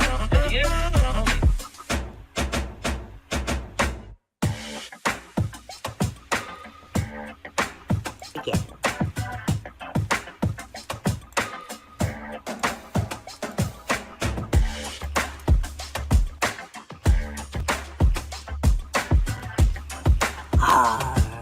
Are you ready to join? Are you ready?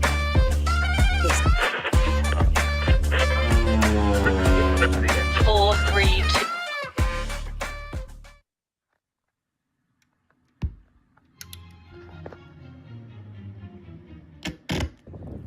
"32 artists from different genres, from all corners of the globe.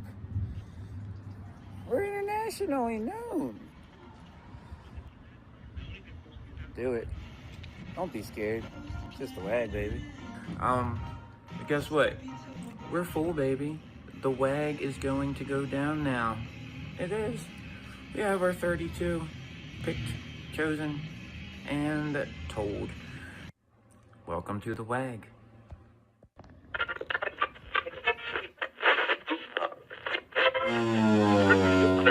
Four, 3, 3, 2, 1.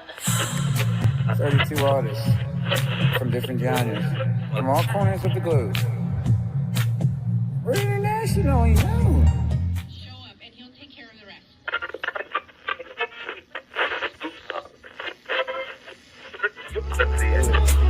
Don't be scared. Just the WAG, baby.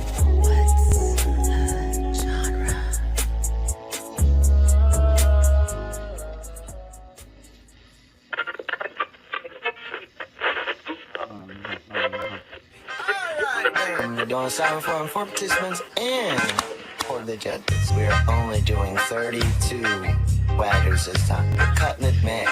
So you make pace that cut, then you gotta make a pace first round.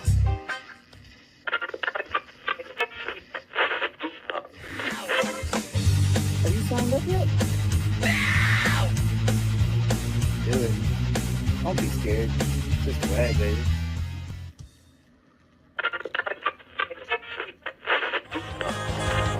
Do it.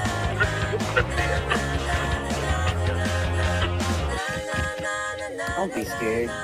Just the WAG, baby.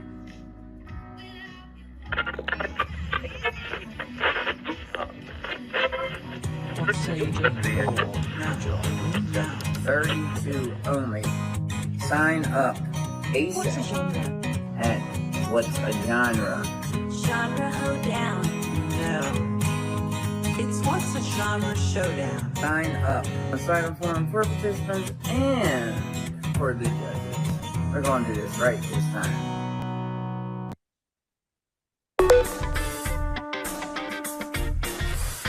Everybody wants to join. Everybody wants to join the What's Your Genre showdown. Everybody wants to join. Everybody wants to join the What's Your Genre showdown.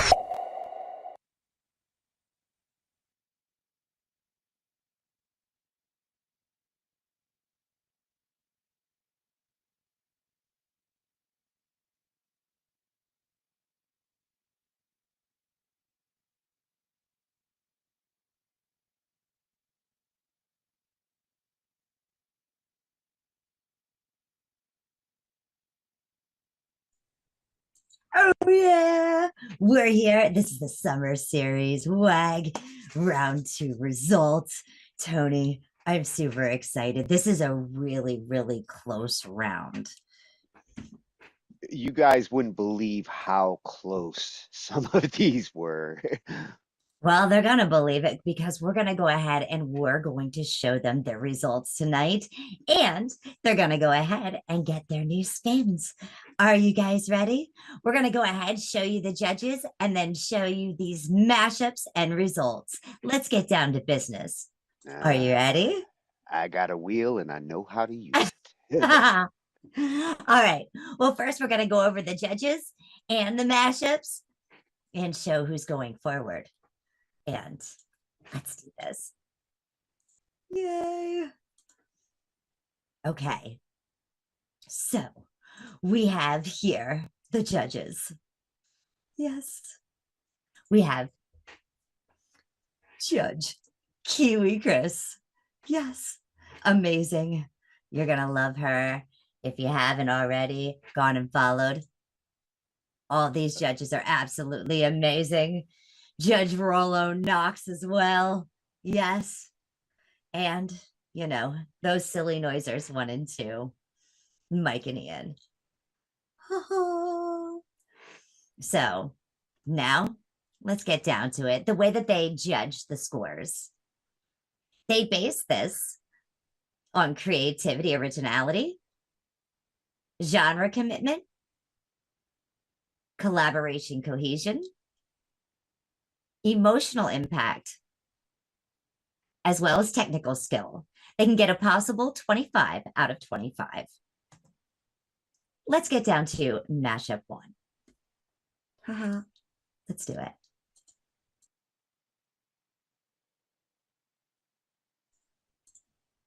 Hey.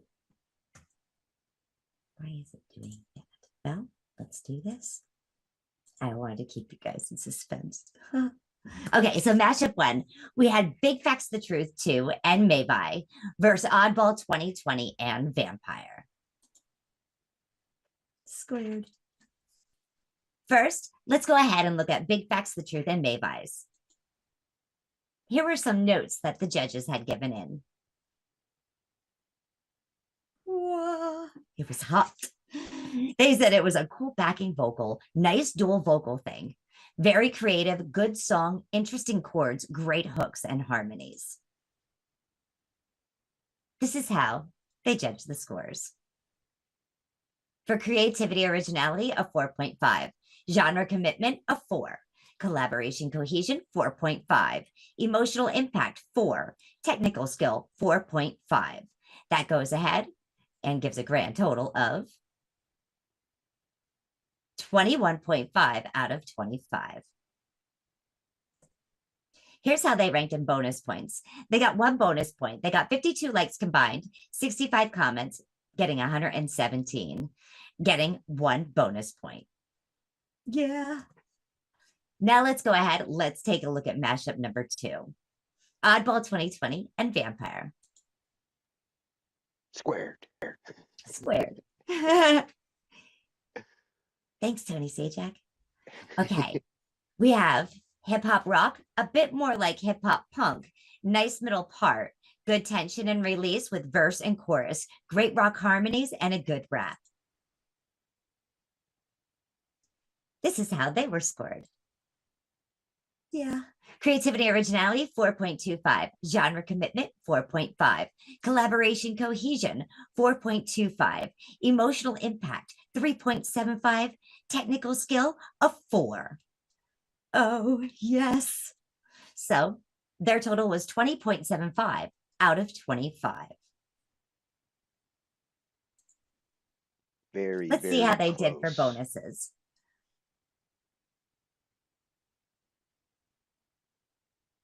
Combined, they got 31 likes, 27 comments, totaling 58. No bonus points were rounded this round. So the winner of mashup number 1. Are you guys ready? Yeah. Here we go. It is Big Facts the Truth 2 and Mayby. Congratulations, guys. Now I'm going to ask that Oddball and Vampire Squared just stay put just to see if the judge possibly saved you. Let's go ahead and move forward to mashup number 2.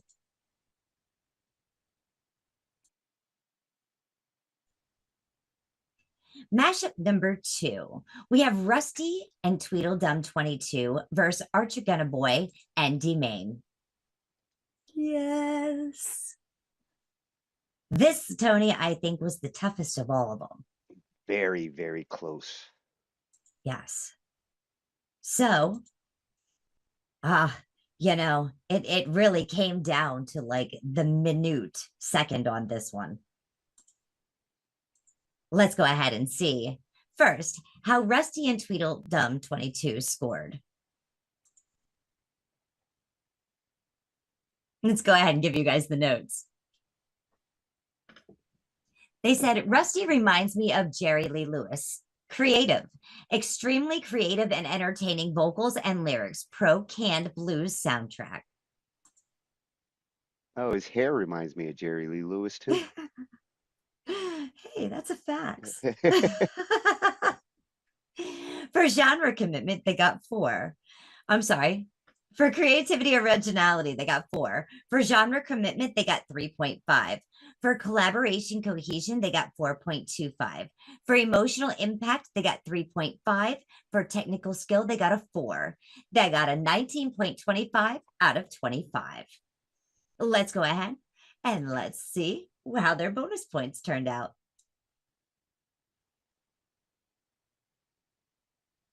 Whoa.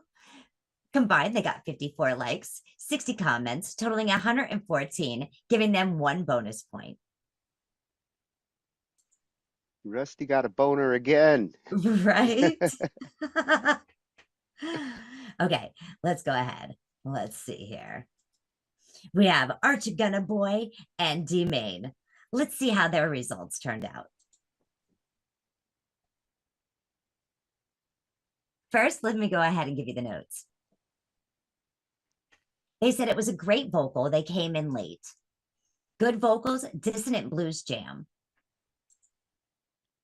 Now let's go to some scores. On creativity, originality, they got a 4. Genre commitment, 4. Collaboration cohesion, 4.25. Emotional impact, 3.5. And technical skill, 3.75. This goes ahead and gives them a total bonus or a total score of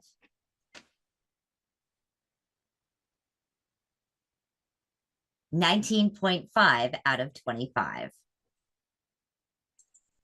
Let's go ahead and check out their bonus points.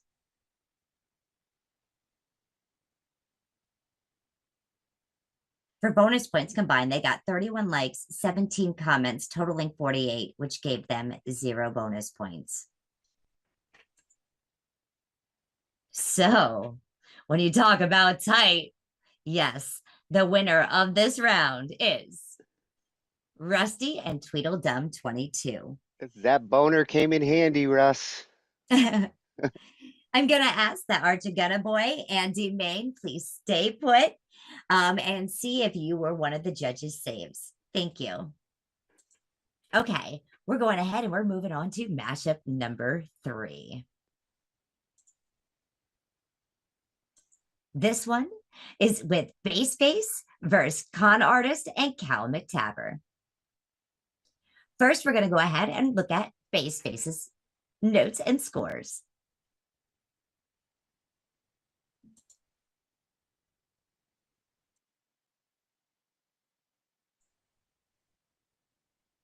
First, the notes come flying in.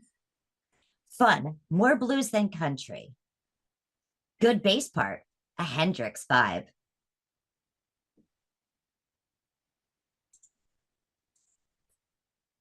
Swear he hangs around Mayby. Let's go ahead and check out his scores. For your creativity, originality, he got a 4. Genre commitment was a 3.5. Collaboration cohesion, 3.5. Emotional impact, 3.75. And technical skill, 3.25. This goes ahead and gives him a total of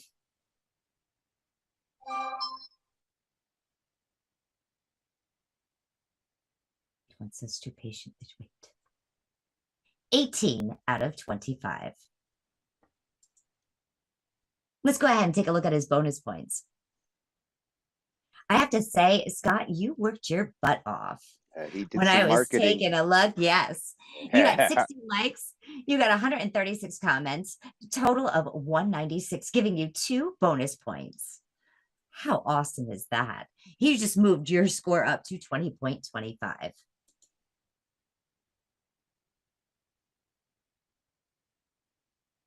Con Artist and Cal McTaver.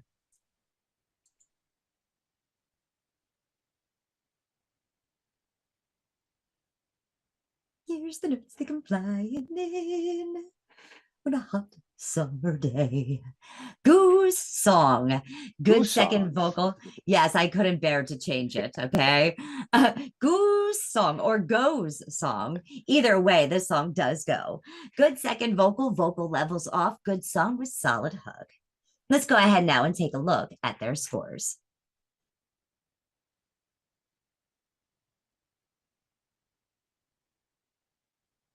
For creativity, originality, it was 4.75. Genre commitment, 4.5. Collaboration cohesion, 4.25. Emotional impact, 3.75. And for technical skill, 3.5. Giving him a total of, or them, yeah, WAG style. I plead the fifth. 20.75. Literally, it was a 0.5 difference between Cal McTaver, Con Artist, and Bassface this round. Yeah, this was the closest one. Let's go ahead and take a look at their bonuses.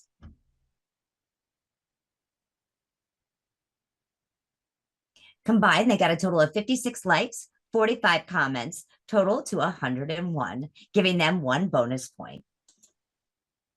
Which you know that the winners of this round then are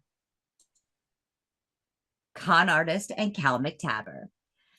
Scott, I'm going to ask you to go ahead and just stay put to see if the judges saved you. So please remain with us for the rest of the show. Okay, let's move on to mashup number 4.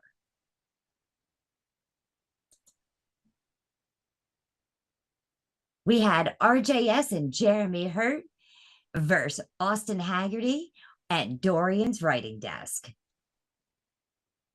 Let's go ahead and first take a look at RJS and Jeremy Hurt. Let's see what their scores were and their notes.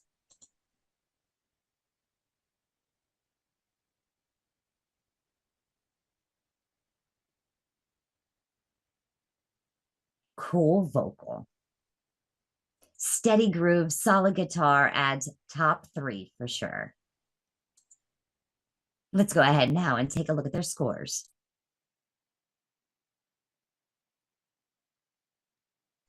For creativity, originality, 3.75. Genre commitment, 3.25. Collaboration cohesion, 4. Emotional impact, 3.5.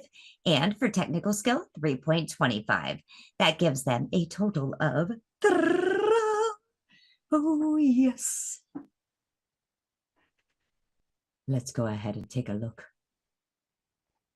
at their total score being 17.75 out of 25. Now let's go ahead and take a look and see if they got any bonus points.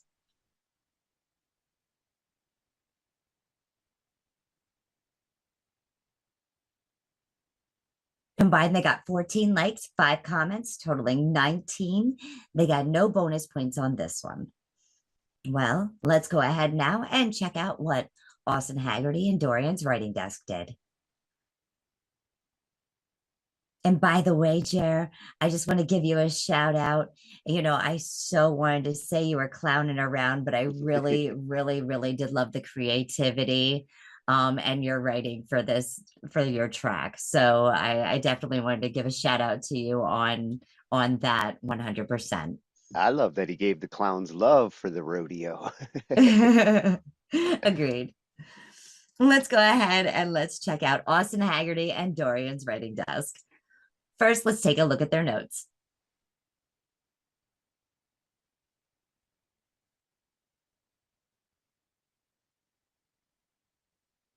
Good song, maybe the best this week. Good rodeo theme, good song. Hits rodeo theme, pro recording.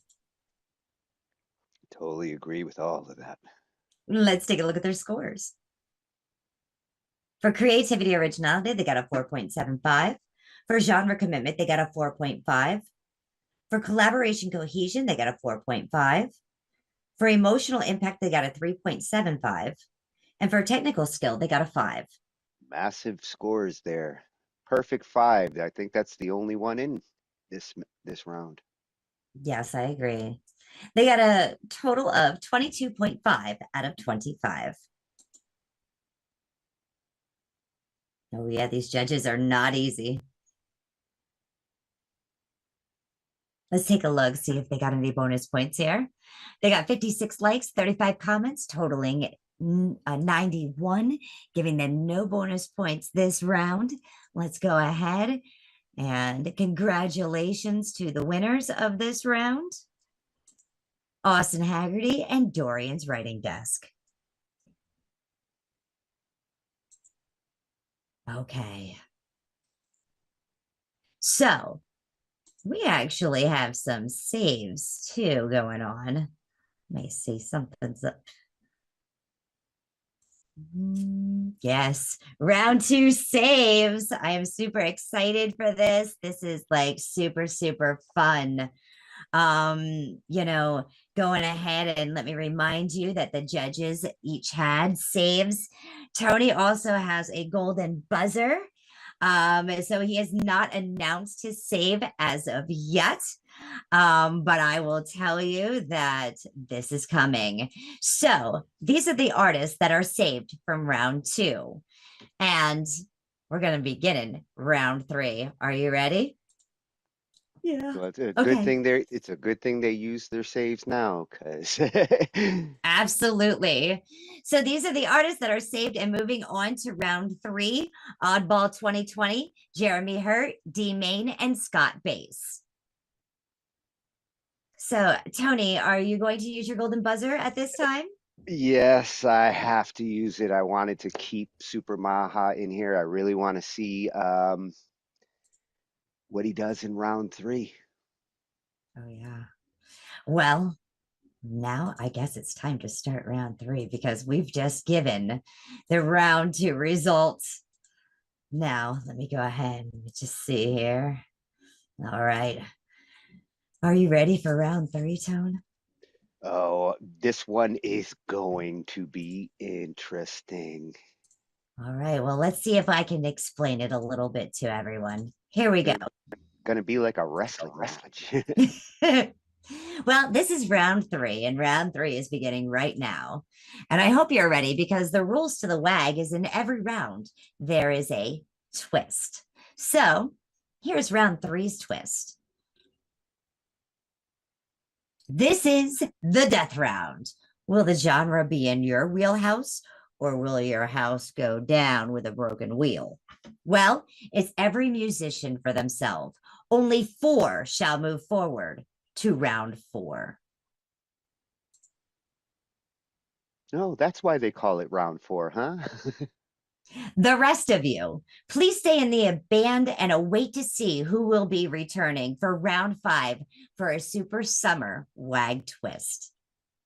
Let's go ahead and begin with round 3. Yeah. All right, Tony, I'm going to spotlight the wheel here for everyone so everybody can see this up here. Yes, you are solo in this round. We are now going to be going ahead. We are going to spin your name, and then we are going to spin your genre. Tony, can you? Yep, there we go. Perfect.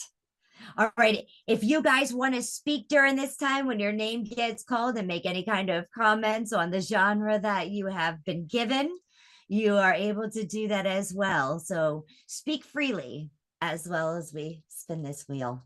Or forever hold your peace. Oh, may the genre be in your wheelhouse. Good luck, guys. All right, here we go. Let's make the first spin. Who's gonna get the first?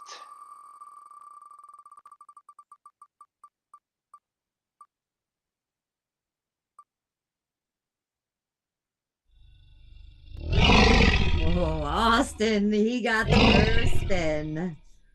Oh, I hope he gets not pop. That one's not in this genre. Oh, damn. It's not in this wheel. So now we got to pull up the genre wheel. Oh, yes. Take a look at this beautiful wheel in front of you guys before you spin that, Tony. Let them have a good look. You've got punk, ska, world, jazz, funk, soul, swamp, polka, reggae, spoken word, electronic EDM, country, hip hop, metal, disco, R&B, grunge. And then we're back to folk, Latin, classical, punk, ska, world, and going around again. So I wish you guys the best of luck. I plead the 5th. May it be in your wheelhouse, and go. Oh, I want to see him get disco. Go ahead, spin the wheel. Come on, disco.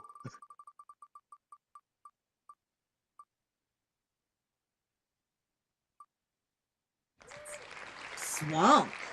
Oh, you got your swamp. I can't wait. I've been asking for swamp music for a while. All Yeah. year. I know.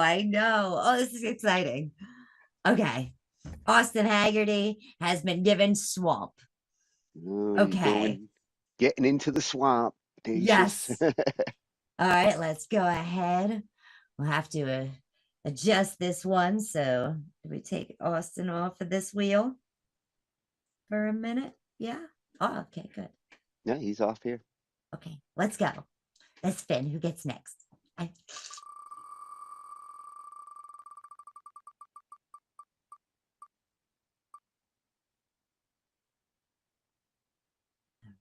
We got Tweedledum 22.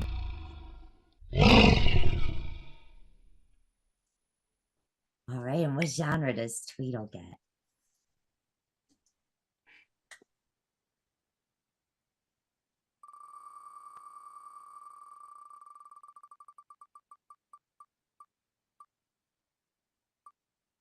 Oh, that's a cool world one. music. Yeah. I was really hoping that one would hit.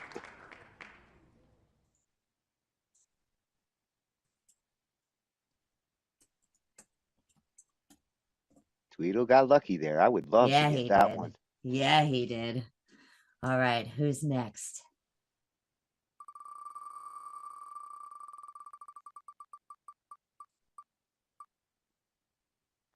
The creator. Rusty himself. Oh, yeah. Play blues. All right, let's see what Rusty's gonna be making this round. Oh, you know he's been on the edge of his seat for this one. I'm gonna Yes, make you you wait, can. Russ. Yes, D-Main, you can absolutely unmute. What a twist we got going. Oh yeah, these I are get some fucking good hits. polka. If I get fucking polka. Oh Metal. fuck! Is he gonna get Metal. disco? Metal. Metal. Metal. Oh, you lucky fucker. Russ. Right. I don't Wow. do. Oh my god. I ain't helping you with the back The track, odds are man. ever in your Well, favor. you can't this round. You I can't know. because you're competing. It's gonna be fun. Oh damn! The wheel spun in your wheelhouse for us. I don't know. Oh shit. Trust me, you got this, bro. Yeah, you got it. You got it. Jason's dad has an awesome set of tools.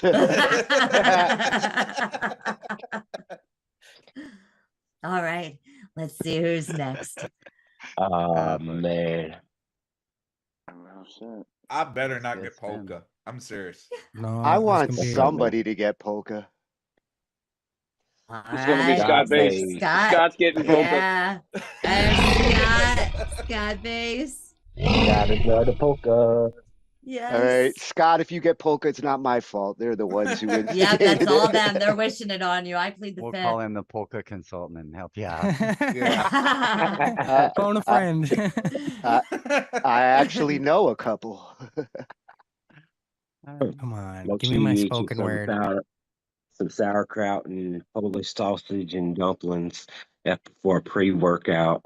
Oh, That, damn. he'll be able to pull that off. Yeah, Yes. Scott, All you right, should be Scott, you fine should be there. fine. Yeah. That was a Oh, weak this is gonna be spin. awesome. Where's polka?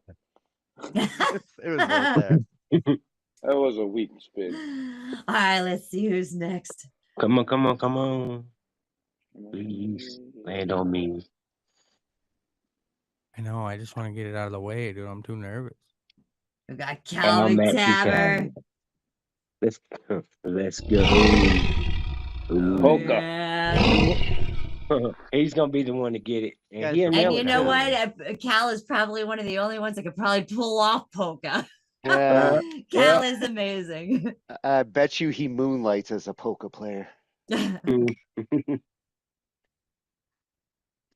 Let's see what genre. I mean, polka's Cal gonna be a gets. legend in this thing until somebody actually does Right. it.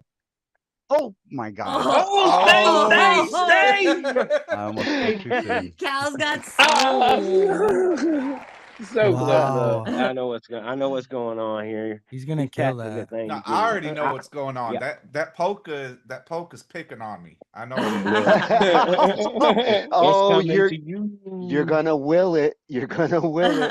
It's coming to you. I want to get punk, man. I want to see that.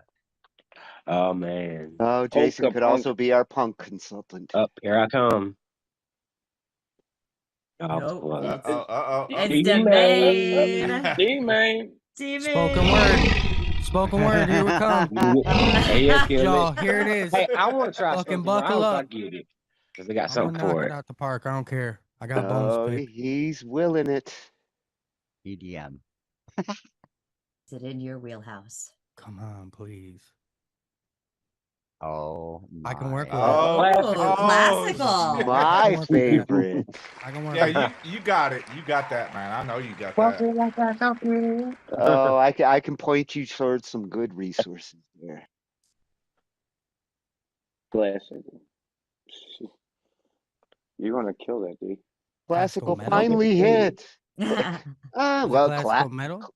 It's if classical. you incorporate classical into it, it is. Jeremy, something tells me we're gonna be last again. Wow.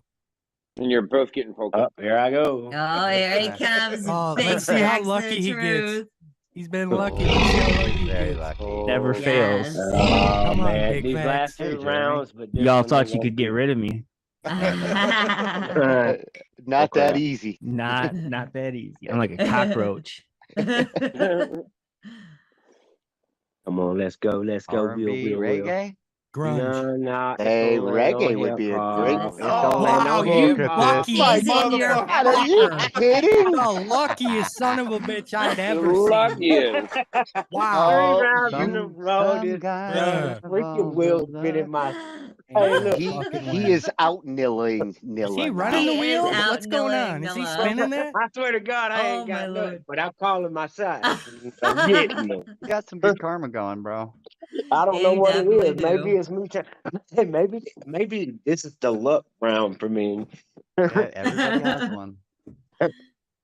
He said, Let's see. "What? You got con artist. Oh, I knew. con. Hey, what? Levi, you remember when we was talking in the live? I said watch the next round. I'm gonna end up having to go up against con artist. Well, you're all going against each Going other. against This is a everybody. death match. Yes. Death round. Let's see what he gets. All right, let's see what cons gets. I hope he gets like maybe R&B. I hope he gets disco. I hope he gets like spoken word. Oh, Spoken son of no a- way. The fuck? He's in his Yes. Now he's in his wheelhouse. Exactly. You're all in for a battle. Hey, this I one told right here you is this gonna summer's gonna be fire. Is con artist in here, bro? I can't help but feel like I'm being handicapped. good luck, con artist. You got yours. I got mine. And I appreciate it, bro. Let's see. It's got Mavi. Polka. The champion. Yeah, I mean, the legend of polka. Mavi needs Winter polka. season WAG champion. Actually, If consider- Mavi gets rock, I quit. He's going up against Dorian. We already know this. considering Mavi was like, I hope I don't get polka. I Don't- hope he didn't. I hope he, He didn't needs polka. push He it. needs polka. If Mavi gets grunge, I'm out. And then I'm gonna go and buy a lottery ticket. Oh my god. No. Oh, stop. man. Oh my We got god. If you No, hit the lottery, You that's have over 90 got to million. be You are kidding. sharing, God. Tatius. That's just unfair. I'm quitting. I'm quitting. You can't say it's unfair. It's literally the luck of the wheelhouse. You guys are pushing it. I know this is you guys. You guys down are to the calling it wire. out. At least And give me Jeremy R&B. and Come on, Dorian babe. are again stuck Everybody- in the last everybody- four here. Last ones. I told you. Dude, it never I can't. fails. I literally that can't love. even. Uh-oh. Hey, Jeremy, you Super can have Maha, polka. good boy. What? Jeremy, you can have polka. Get polka. Yeah, you can have the Stay off polka. the road. Get polka. Polka shit. Stop saying polka. You're jinxing it. Let it happen. No, I already know. Jinx him. No, keep saying it. You're attracting it to yourself. Yeah, I already know. exactly. I already know. I should have just stayed in bed. All right, let's see. Super Maha. Got some R&B there, bro. Right? R&B. Got some R&B. The rhythm and blues. Yes. That's a Heck yeah. fun one, Maha. That is a fun one. I'm gonna love how to see how he Yes. comes with that right there. Me too. Me R&B too. metal. There's still Yes. some good things on the board, you guys. So I need more don't whiskey. give up hope. It's Okay. between Darian, Jeremy, and a rabbit. Yes. Punk. A wascally Punk. wabbit. Punk. That's gonna be. I bet you was gonna hit the It's gonna rabbit. be Dorian. Oh, it's Jer. Never mind. I'm not last. Yeah. You'll know how I feel about this genre if I log off really fast.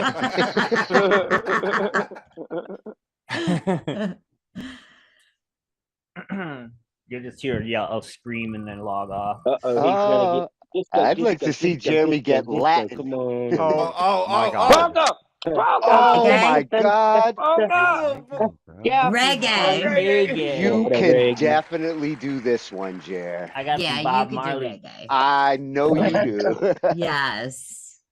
I got the gay part down.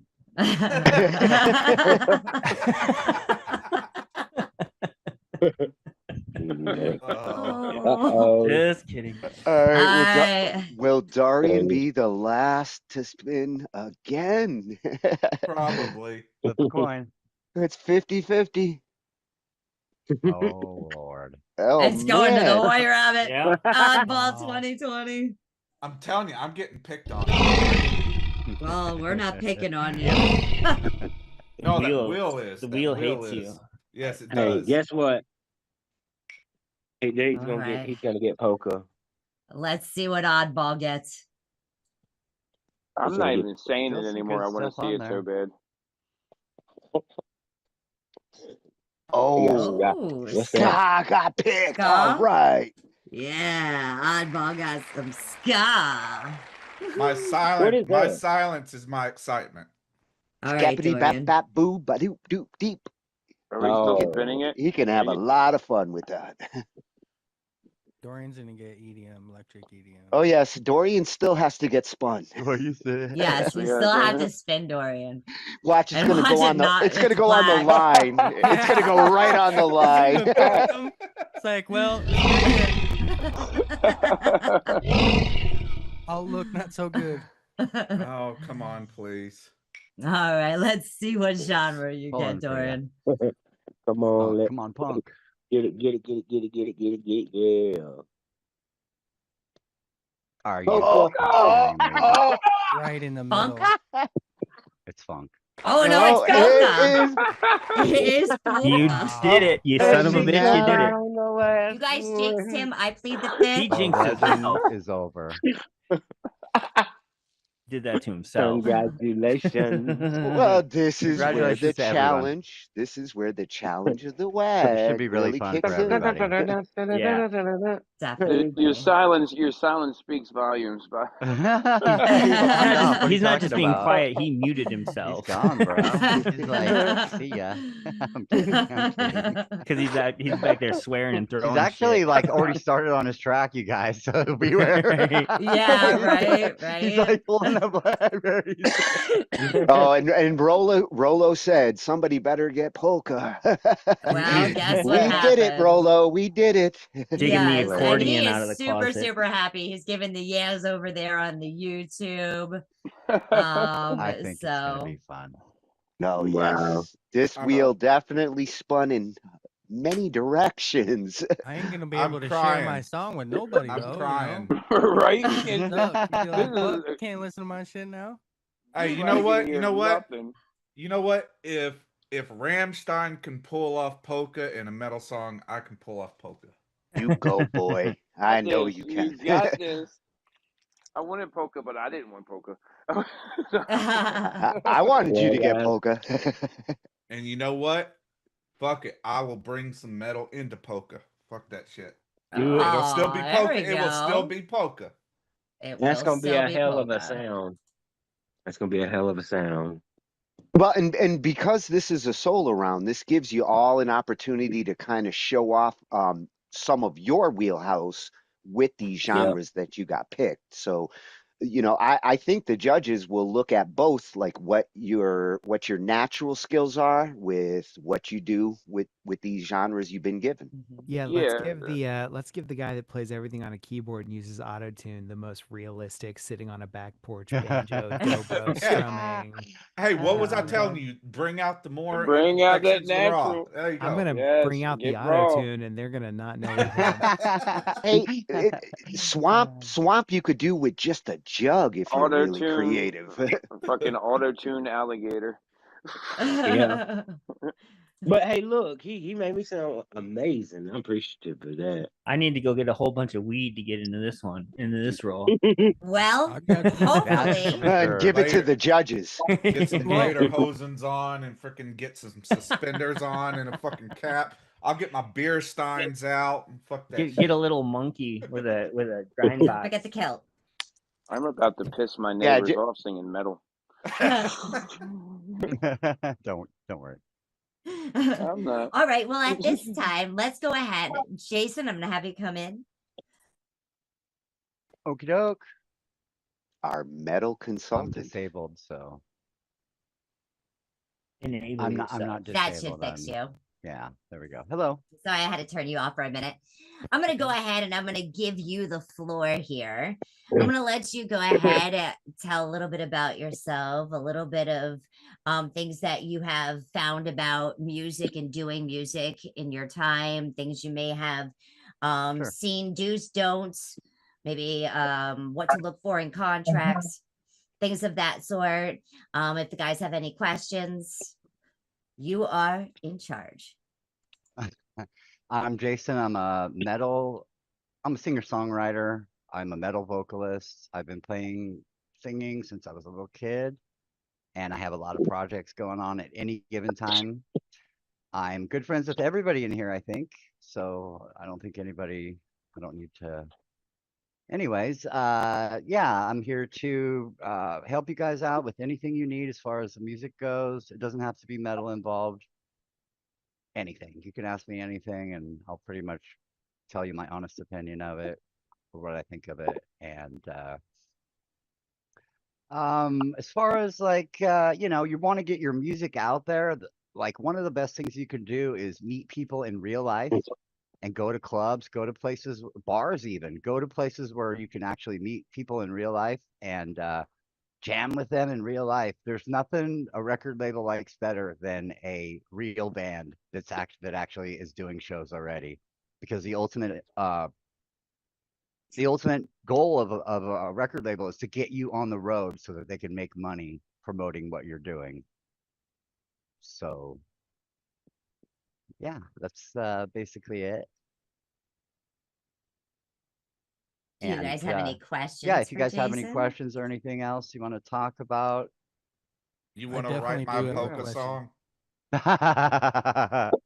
Feel like Maybe. I'm the one that- I love a challenge, so it's always, something like that is always fun. I always tell people, get outside of your wheelhouse and do something different. And if you can't do something different, do something you really like to do. Make a cover of a song that you really like. Make it fun and kind of like get out of the area that you're most in, so that you're not in that box so much. A lot of people get wrapped up in the thing that they're doing, and it's great for your brand and it's great for your individuality, but sometimes we end up getting stuck in this area where it feels like we're not really moving forward. And for me, the ultimate goal of music is to kind of be a little better each time, or at least be growing and learning.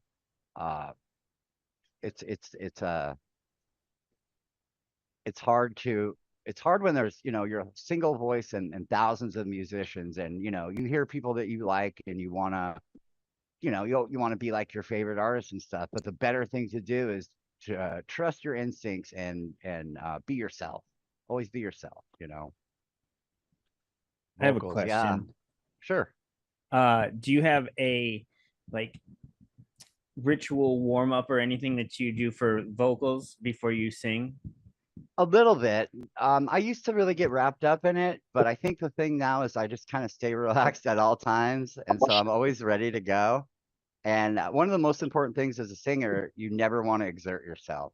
You want to do hard, you want to perform at a higher level, you want to work hard, but you don't want to exert yourself. You don't want to push yourself.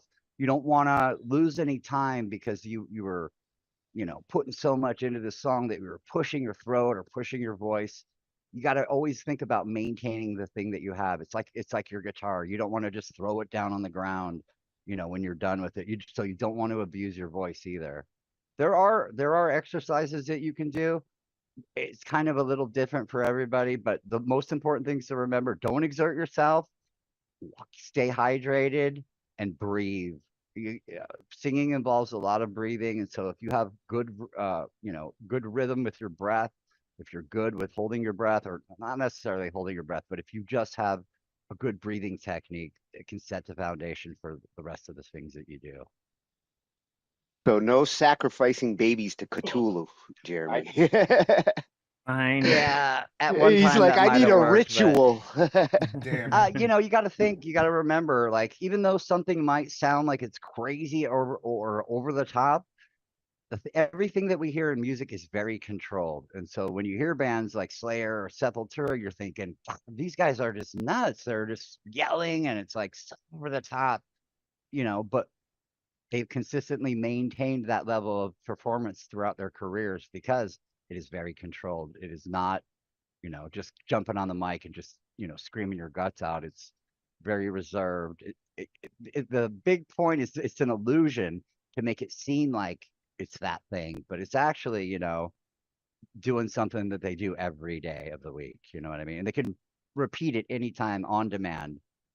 But they wouldn't be able to do it if they didn't have good habits already. You know what I mean? They're obviously, these guys aren't going on tour and smoking and drinking. I mean, there might be a time and a place for that, but it's not like you think. You know what I mean? Especially the singers of these bands. Will Ramos from what's the band? I'm drawing a blank right now. Lorna Shore. Lorna Shore, right. He talks about his vocal warm-ups and the things that he does on tour and off tour. And it's really not that different. He stays away from alcohol. He still drinks, but he stays away from it completely when he knows he's going to sing. And that means up to 3 days in advance. He doesn't go to bars, anywhere where he has to talk loud and to artificially inflate his voice. So he stays away from crowds. He's constantly drinking water. And he really doesn't have like a developed warm-up routine. He's kind of ready to go at any moment, you know what I mean? And that's where you want to be, where your voice is so relaxed and you're always ready to perform. Well, he That's one of does kind of have a diet. He has a specific diet that he sticks to. He has to die. Everything that he does is geared towards making sure that he can give his all whenever he has to, on demand even.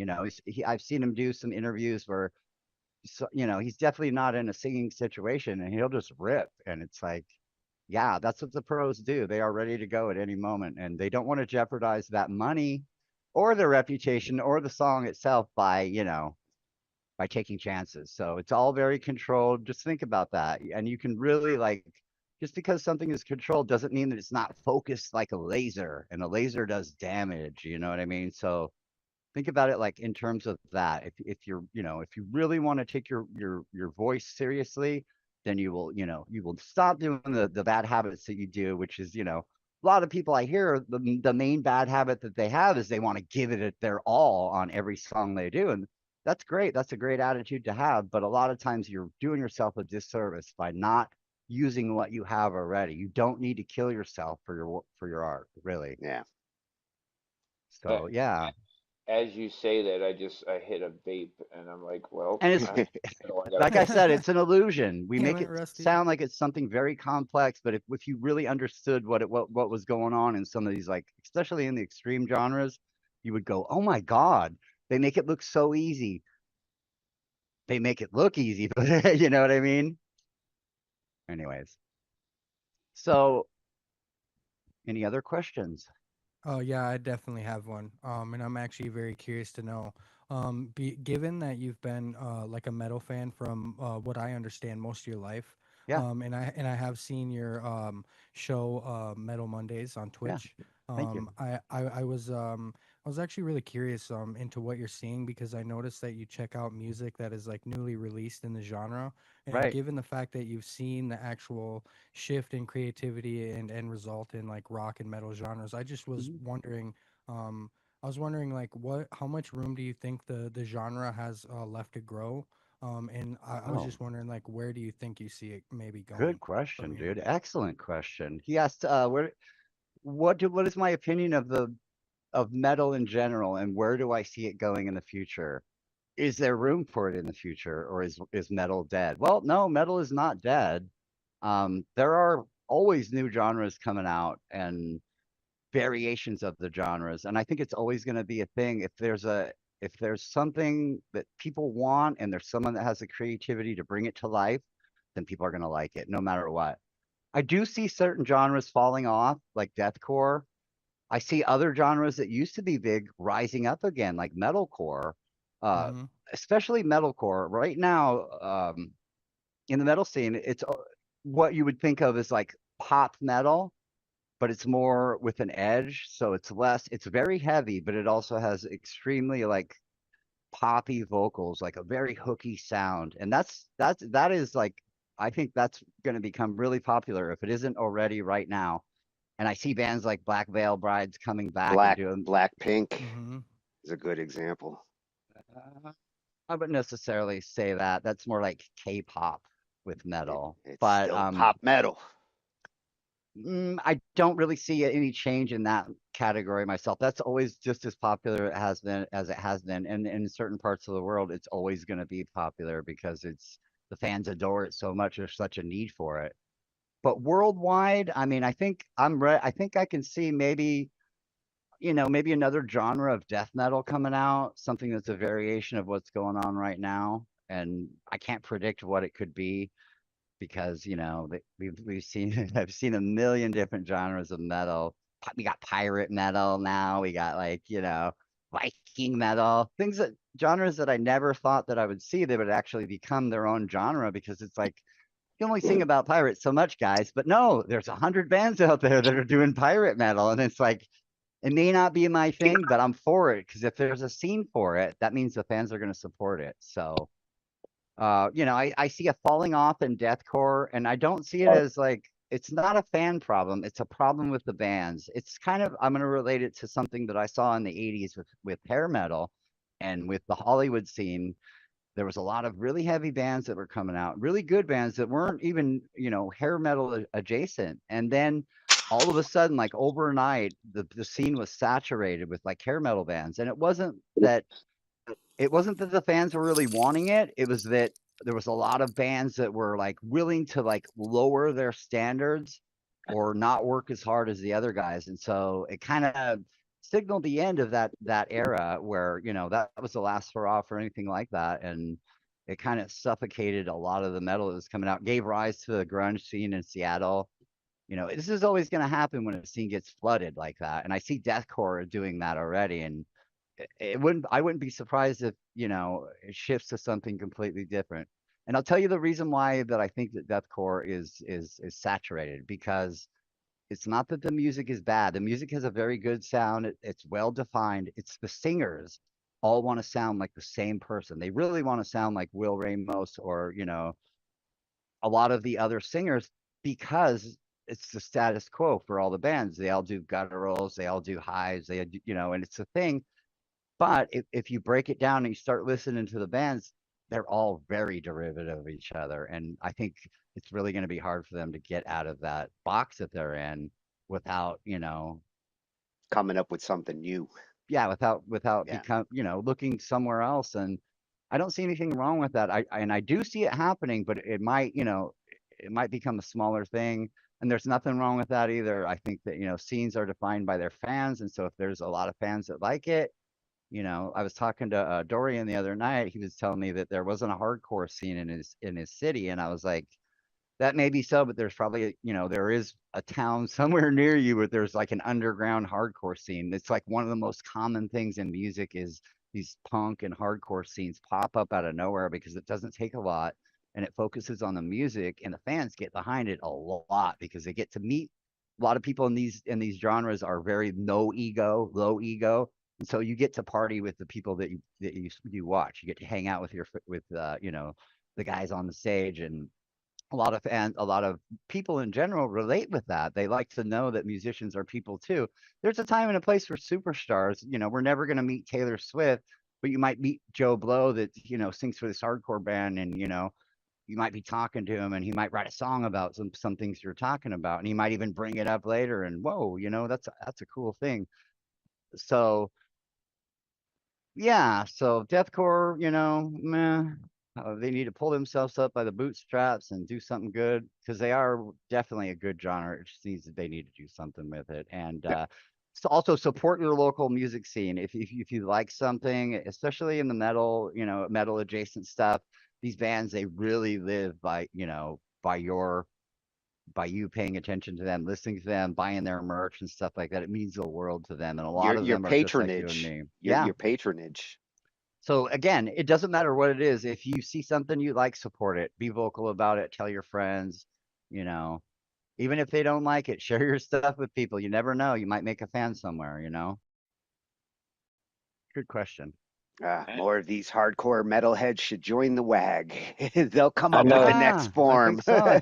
I think that's a problem that, like, I was just talking about deathcore, but I think a lot of metal people in general, I've done it before too. We get wrapped up in this thing where we just define ourselves as an artist, and we're very unique, but we are also like very disconnected from the other things that are going on in the genre. And so it distances us from what it is. And we start to get this feeling like, I don't even know if what I'm doing is right, or I don't, or I'm better than them. It can go a lot of different ways, but the best thing to do is feel like you're a part of the scene. It gives you inspiration. You feel like you're actually contributing something to the thing.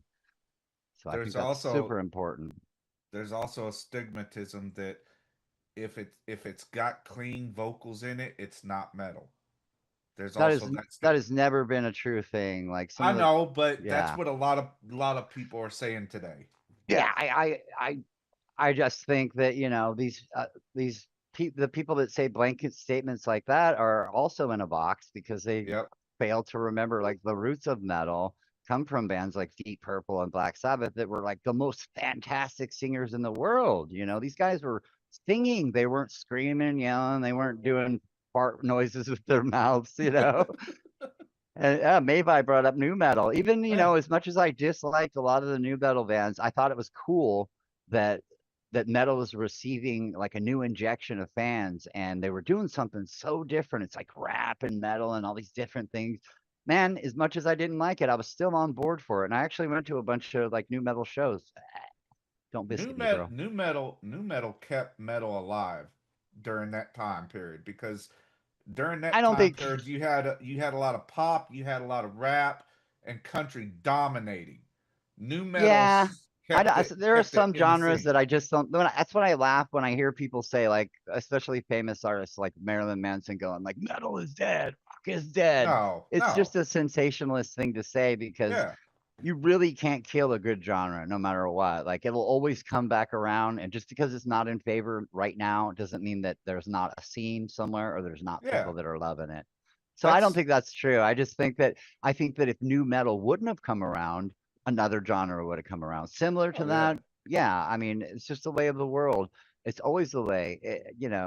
I'll just say, like, when metal was big during the MTV days, like, it started to saturate, and then another form of metal basically came about with the rise of all the Seattle bands, and it was fantastic. It was organic. It was like, and these guys were fighting hard. I'm not fighting, but they were like really like performing harder than like a lot of the established bands were at the time. So they had every right for the eyes of the world to be on them. You know what I mean? They earned it, and they had by having a scene. And when you have a music scene in your town, and it's bringing in people from out of town, and you're selling out shows on a Monday night, that's when stuff's starting to turn around for you. That's when it's weird, because you never go like, this is the next big thing. All of a sudden you're in it. You're in it, or you're adjacent to it, and you're like, whoa, I've been, you're like, I've been here this whole time, man. I remember this thing when it came. It's really wild, but you hardly ever can predict what's going to happen with any kind of sound or music. It's just wild the way that And they try to, we got a lot of promoters and stuff. They try to artificially bump, they want you to like certain things, or they want you to, and that's always going to be a thing. But no matter how hard they promote it, it's always going to be the music that stands above. So you can spend $1 billion on a music video. If the song sucks, the song sucks. It's not going to make it better. I have a question. Sure. All right. So Rusty. being someone that believes in metal and everything, that someone that doesn't really listen to it or anything. Okay, so I want to give you two different genres of music that people listen to go in two different worlds of music. Now, how would somebody that's more into like hip hop or whatever if you were to try and get them to just appreciate metal, what would be like two bands that you would tell somebody that's in hip hop to Easy. check I out? mean, it's kind of easy. The Beastie Boys, for one. The Beastie Boys, and I mean, they're really.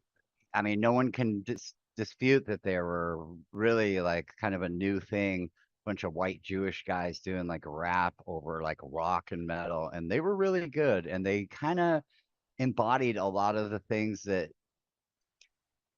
people never liked or never thought that would happen, and they kind of just fucking showed the world like this is a good way to do it, like it wasn't necessarily the music, also it's the attitude, but you can't ignore songs like Fight for Your Right to Party. They even got like the guitarist from Slayer, Kerry King, did the solos on a couple of their songs there. So yeah. And another band would be God, I don't know. I mean, there is more than you think when it comes to that. But Body I think count. What would be a Body band? Body count. Count's already a metal band. I would say like No, that's what I'm maybe. saying. That's what I'm saying. Is give me a metal band for me to check out. Like I'm into hip hop, and you're telling me Oh, a metal band. Devastator. Okay. Devastator would probably be up your alley. No. something that you would think that I would switch over to. Like, be like, all I right, would say will listen. you've probably already heard the bands that I would suggest you listen to. Like Korn is a good example. Yeah. Korn is like a lot of rap based lyrics, even though they don't exactly rap. It has like the flow of rap with this really dissonant, like really hardcore kind of style music, and it really fits together in a good But what way. if he doesn't want? What if he's wanting to get into just metal, not have any rap to it? What's a good starting? What's a good one that he can grab hold of the metal scene with? For me, I would suggest like the original bands like Black Sabbath, stuff that's really easy to get into, that's classical, that you probably have heard before. Even bands like Judas Priest and Iron Maiden. Here's a good one, Def Leppard. Okay. Yeah. When you hear Def Leppard, you're kind of like, wow, that's kind of sugary rock, right? But if you go back in their catalog just a little bit, they were a driving force of the new wave of British heavy metal. In 1983, they came out with Pyromania, and it hit. I mean, I think I was 14, and I bought that record, and I played it nonstop. And I had heard, a lot of Def Leppard stuff before. I wasn't phased that they were a little happier sounding and stuff. But I think I think that I would say go for bands that have hooks, melodies, and stuff like that in them, stuff that you can actually sing to, because it builds something in your mind that you have a positive feeling with. Instead of, I would never say that Queensryche is good. They're very progressive, and so it might turn off a casual listener. I would say stuff that makes you feel happy already, and that is not too complicated, that you're scratching your brain going, what are they doing here? It's almost like a good example is Aerosmith. They're a hard rock band, but they have a lot of different sounds in them. Yeah. And so when you listen to them, you get a really, I mean, everything they do is very polished. They're not necessarily heavy metal, but they're a good stepping stone in that direction. And so sometimes diving right in is not a great thing. You want to kind of take steps. So one of the biggest bands that for me that got me into metal was AC/DC, because AC/DC is like one of these 3-chord bands that really, there's nothing really complex about them, but they have these very deep, very like anthem like songs that you can like you remember. You'll know 100 AC/DC songs, and you'll be like, more, you know what I mean? I'm curious, So, Jason. What do you think about Quiet Riot, something like that? Quiet Riot was a great band too. They were really good. Great band. Unfortunately, they fell off really hard. Some of the bands that really were, had a great start and were really good, didn't support themselves as much as they should have, and they kind of relied on their one-hit wonder kind of thing. You're right. There was a lot of bands at the time that were like that. Another band was Rat, but instead of, just saying Round we and did round. I read that yeah, song. yeah. Instead of settling with that, they followed it up with a couple of albums that were like, really, really good. They stayed on the radar for as long as they could. Unfortunately, if they fell to addiction and, were among all the saturated bands, there was a lot of good bands that came up in a time when there was this just like smothered with music. Bands like Guns N' Roses, came up from a place Twisted where Sister. at first they sounded like every other band, what I mean? It took a lot of hard work on their part. A lot of people forget, like they came from LA. They were like one of the hardest working bands. They were playing a show every weekend for like 5 years straight before the scene even hit. These guys were like, and they were very different from the sound that they had eventually. So yeah, I got a little far from the question there, Rusty, but like Original some of question, the right? some But of the old okay, so on the hip hop part, all right, I got that one. Now, yeah. would you give that same list to if you were trying to sell metal to somebody that was more into the country genre? You pulled them over. That's a good question. Yeah, I think I would. I would just give them bands Yeah. that weren't so heavy. Like I would definitely say Def Leppard because I think Def Leppard has a lot of the I got one. Remember a Warrant? lot of qualities that they, Warrant. Warrant, yeah, Warrant's another band where they have a lot of qualities where their songs are very structured and they're very melodic. So I think a lot of country fans are fans of a hook, of a singable chorus, and I think that's Yeah. something that early metal and the new wave of British heavy metal did really good. They got songs that think of Whitesnake. Remember the band Whitesnake? Yep. I mean, there was a time when they had like 3 or 4 songs on Billboard charts in the top 10, and every one of them was completely different from each other, but yet we were singing them all. And like, even if we were like, oh, that's pussy rock, that's pussy metal, we don't like that. You still would listen to it. And if someone put it on at a party, you wouldn't be like, it sucks. Another band is Tesla. I don't know if you guys are familiar with that Tesla's band. a great band for Everybody listened to transitioning them. country to rock. There was a lot of bands at the time where it didn't matter what kind of metal or what actually even what kind of music you listen to. If you put on some of these songs from some of these bands, you'd be like, yeah, that's all right. I don't mind that. That's why I always bring up AC/DC. Although they are a little heavy, they are very easy to listen to if you get into it. They have a lot of different variety in their songs. Ask And that from the them vocal two tone, genres. the vocal tone of AC/DC was very different.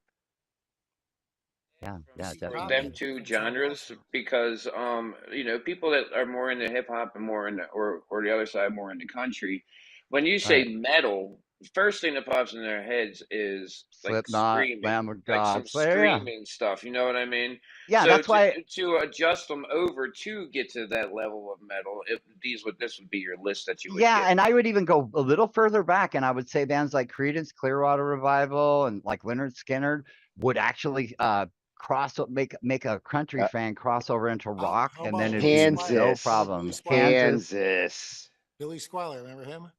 Billy Squier. Billy Squier was really good too. Like a very hard rock guy, but like very sensible music and lyrics. Everybody wants some. Yeah, Steppenwolf. So yeah, I mean, I think that if honestly, if somebody that I knew was a country fan, I would ask them, what kind of music, what kind of country they like, and then I would kind of just like use my brain and go, just a starting point. For me, I was a little kid, so I was a blank slate, and I listened to everything, so it wasn't hard for me to find something that I really liked that resonated with me. But if you have a jaded, musician that really is into something, it's still not that hard to point them in a direction. You just have to have a little bit of knowledge about, where it came from and where it goes, Well, if you listen to Spinal Tap, that's country music. Well, their amps go to 11. Yeah, so I would say if somebody That's metal. if someone likes country, I would point him towards like Leonard Skinner and Creedence Clearwater Revival and have him listen to that. Seeger. Yeah. Bob Seger, yes. Oh my God, yes. I appreciate that. Hey, listen, I might try that. I might try to hit a genre like that. I think everybody should step outside of their real box at least once in a while and Try something. Trust me, even if you do it for just the fun, you will have so much fun and have a positive experience from it. And it Yeah. builds it will build you Hey, inside. You'll feel like you're inspired and you'll have that much more strength to do the thing that you do, you know? but You're since like, these oh, last two, these last two rounds getting paired up with DJ Chases on the first one and then Mayby on the second one, you know, going from that genre to this genre, it was a big stretch through. So you know, I kind you of did had to good. get. You guys, everybody did really good. Everybody, Hell yeah. I want to commend everybody in the contest for doing such a good job with all the tracks they've been putting out. But now, Really, really good. I'm already hey, sitting here working on my new one. I knew you would hey, look, be. I I knew ain't you gotta. would be. You're like Listen, me. I ain't gotta work on my new one. I'm almost finished with my new one, so that I mean, hell, I started that one this morning. I didn't know I was So, getting this. you know, I didn't I'm know a I was pretty gonna get open guy. If you guys ever have any questions, it doesn't necessarily have to be about metal. It can be about rock or it can be about anything that you think that, you know, you don't really know about. And I might have something for Polka. you, you know. I have opinions. They may not be the right ones, but I do know a lot about music and I know Oh, like someone got reggae and it's not that hard. Like you can link rock to reggae. So if you like rock, oh you yeah. can, you know. Anyways, yeah. It's easier than you think is the answer. You would think it would be really hard, but I've heard people like that were into metal and they were like, I want to make a rap song. Well, just look at some of the Eminem stuff, you know. I always look at like hardcore gangster rap, and that inspires me. Believe it or not, like the delivery, like some of Ice Cube stuff, it just reminds me of metal so much. And when I hear it, I'm like, oh, I just want to do, you know, I may not do that thing, but I'll do some, you know, I'll do something inspired by that, you know what I A mean? lot of And times NWA, you and can a lot listen of to times the it's you can listen I to the might try to cadence and come that rhythm way, but of their vocals and get you can listen to the rhythm and cadence of their vocals, and I mean right there that's some metal it's rhythms right heavy. there. It's definitely Yeah. heavy. Sometimes it's not even the delivery, it's the actual lyrical content. Yeah. Somebody can sing something with a very light tone and something and have it be devastating, you know what I mean? And you're like, what? You know, you start crying, you're like, it's not me, it's you. You're crying, you know, this is nothing. Like you guys like Patsy Cline? I can think of country Yeah. western artists that I've heard that made me go, Crazy. you know what I mean? And I'm like, I'm not even like I don't feel like I fully appreciate. I know what I like in those genres and stuff, and I'll hear a song and go, God, this just blows me away. Taylor Swift is another example. I'll be like, he's Taylor Swift, and then I'll hear a song and go, man, she's so fucking good. Like, how is she so good? Like, you know? Jason Yeah. secretly got married to her before she got Yeah, this engaged. guy ain't got a chance, man. Sorry. He's got pictures. Bigamy laws are in effect. Yeah, so you know, if you guys have any more questions, shoot away. If you guys think of something later, you can always ask me or hit me up. well, here's my question. Mhm. So far, you know, you've heard a lot of my hip hop tracks and stuff like that, but you Uh-huh. know, this round's gonna be this round. I'm gonna make my instrumental roll for this round. I'm gonna release the one I already got. But but do you think that you could turn one of my songs into a grunge song? This WAG track into a grunge song? I think you could I mean, I know for a fact you can turn any song into another song. It's not a hard thing to Oh do. yeah. You just need to delve into the genre a little bit. That's kind of what this is about. Like the Yeah. WAG contest was about genre mashups. I've done genre mashups so much. I mean, this is the problem I got. Yep. Man, Jason, you got some good music, man. thank you. It's your fault because I didn't really like the screaming music, like you, all in the microphone. So I think a lot of it's your fault people for me we do. getting me that.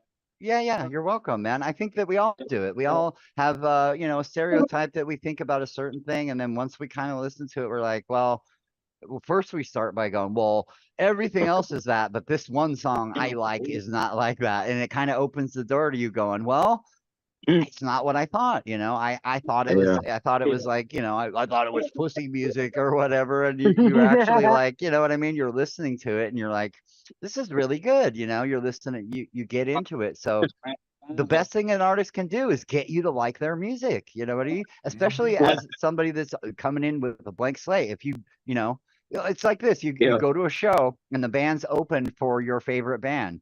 And there are always nobody bands that are local that you've never seen, or maybe you have. And one of those bands, I guarantee you'll always be going like, I was really impressed by those guys. And they'll be nothing like the band that you came to see. You know what I mean? Promoters do this all the time. And so I mean, so many times in my life, I've discovered new music and new things by going to shows and going and just having an open mind.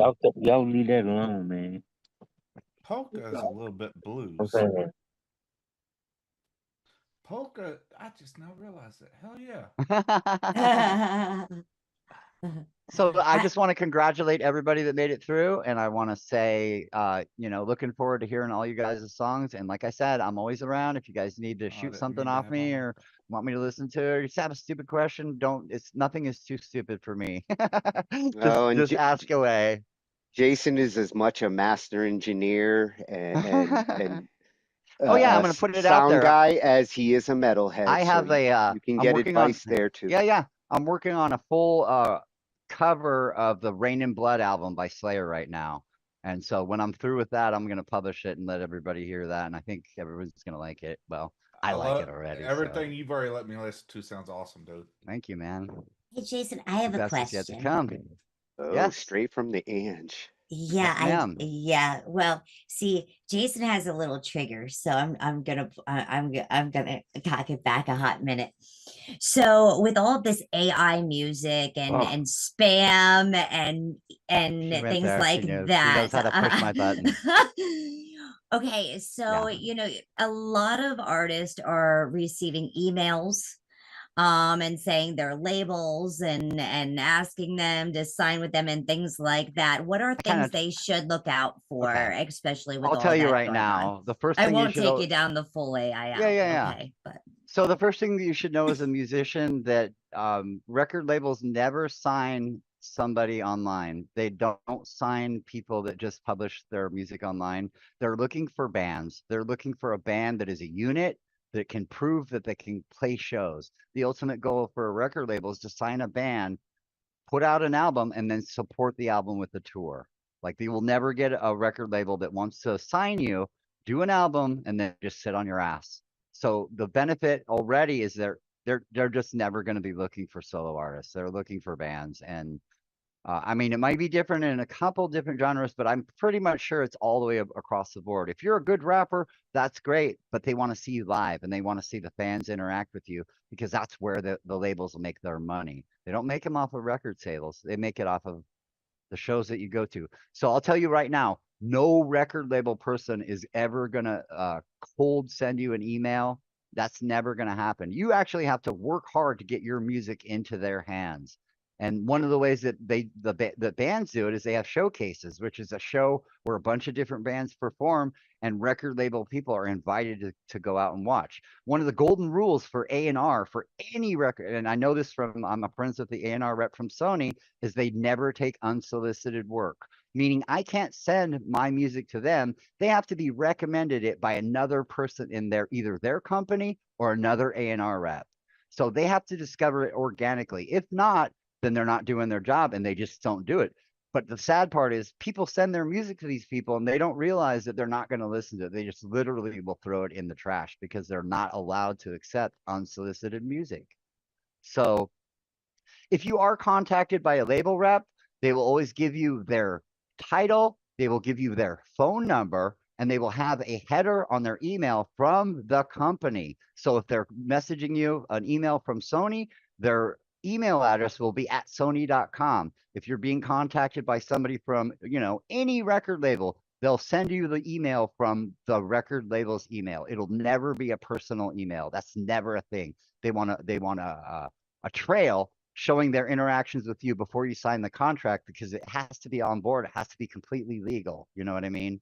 So the best thing you could do as a musician is not to stop, keep going, but just be realistic about your music. If you want to get your music out there, if you want to be, if you want people to like your stuff and you want to have a lot of fans, then get in a band, get on stage, go out to places where bands play, get to meet the people in the scene, go to bars, do karaoke, do whatever you can to get people to see you and like you. You know what I mean? To see you performing.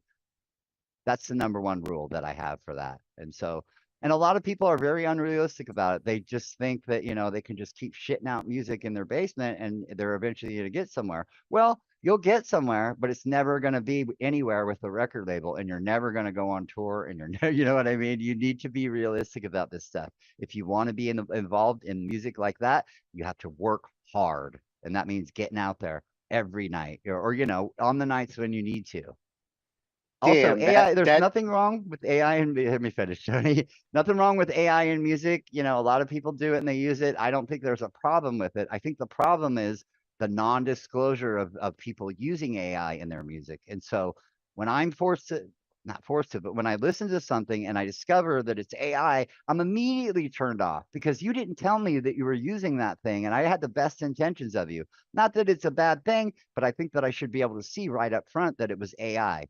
And I tell you, 9 times out of 10, when I hear an AI song, the person isn't saying that it's AI. They're just publishing it, or it's just on YouTube, and I'll listen to it. And there's a lot of telltale signs. AI is not perfect in any way, shape, or form. So use AI responsibly. Also, like, don't.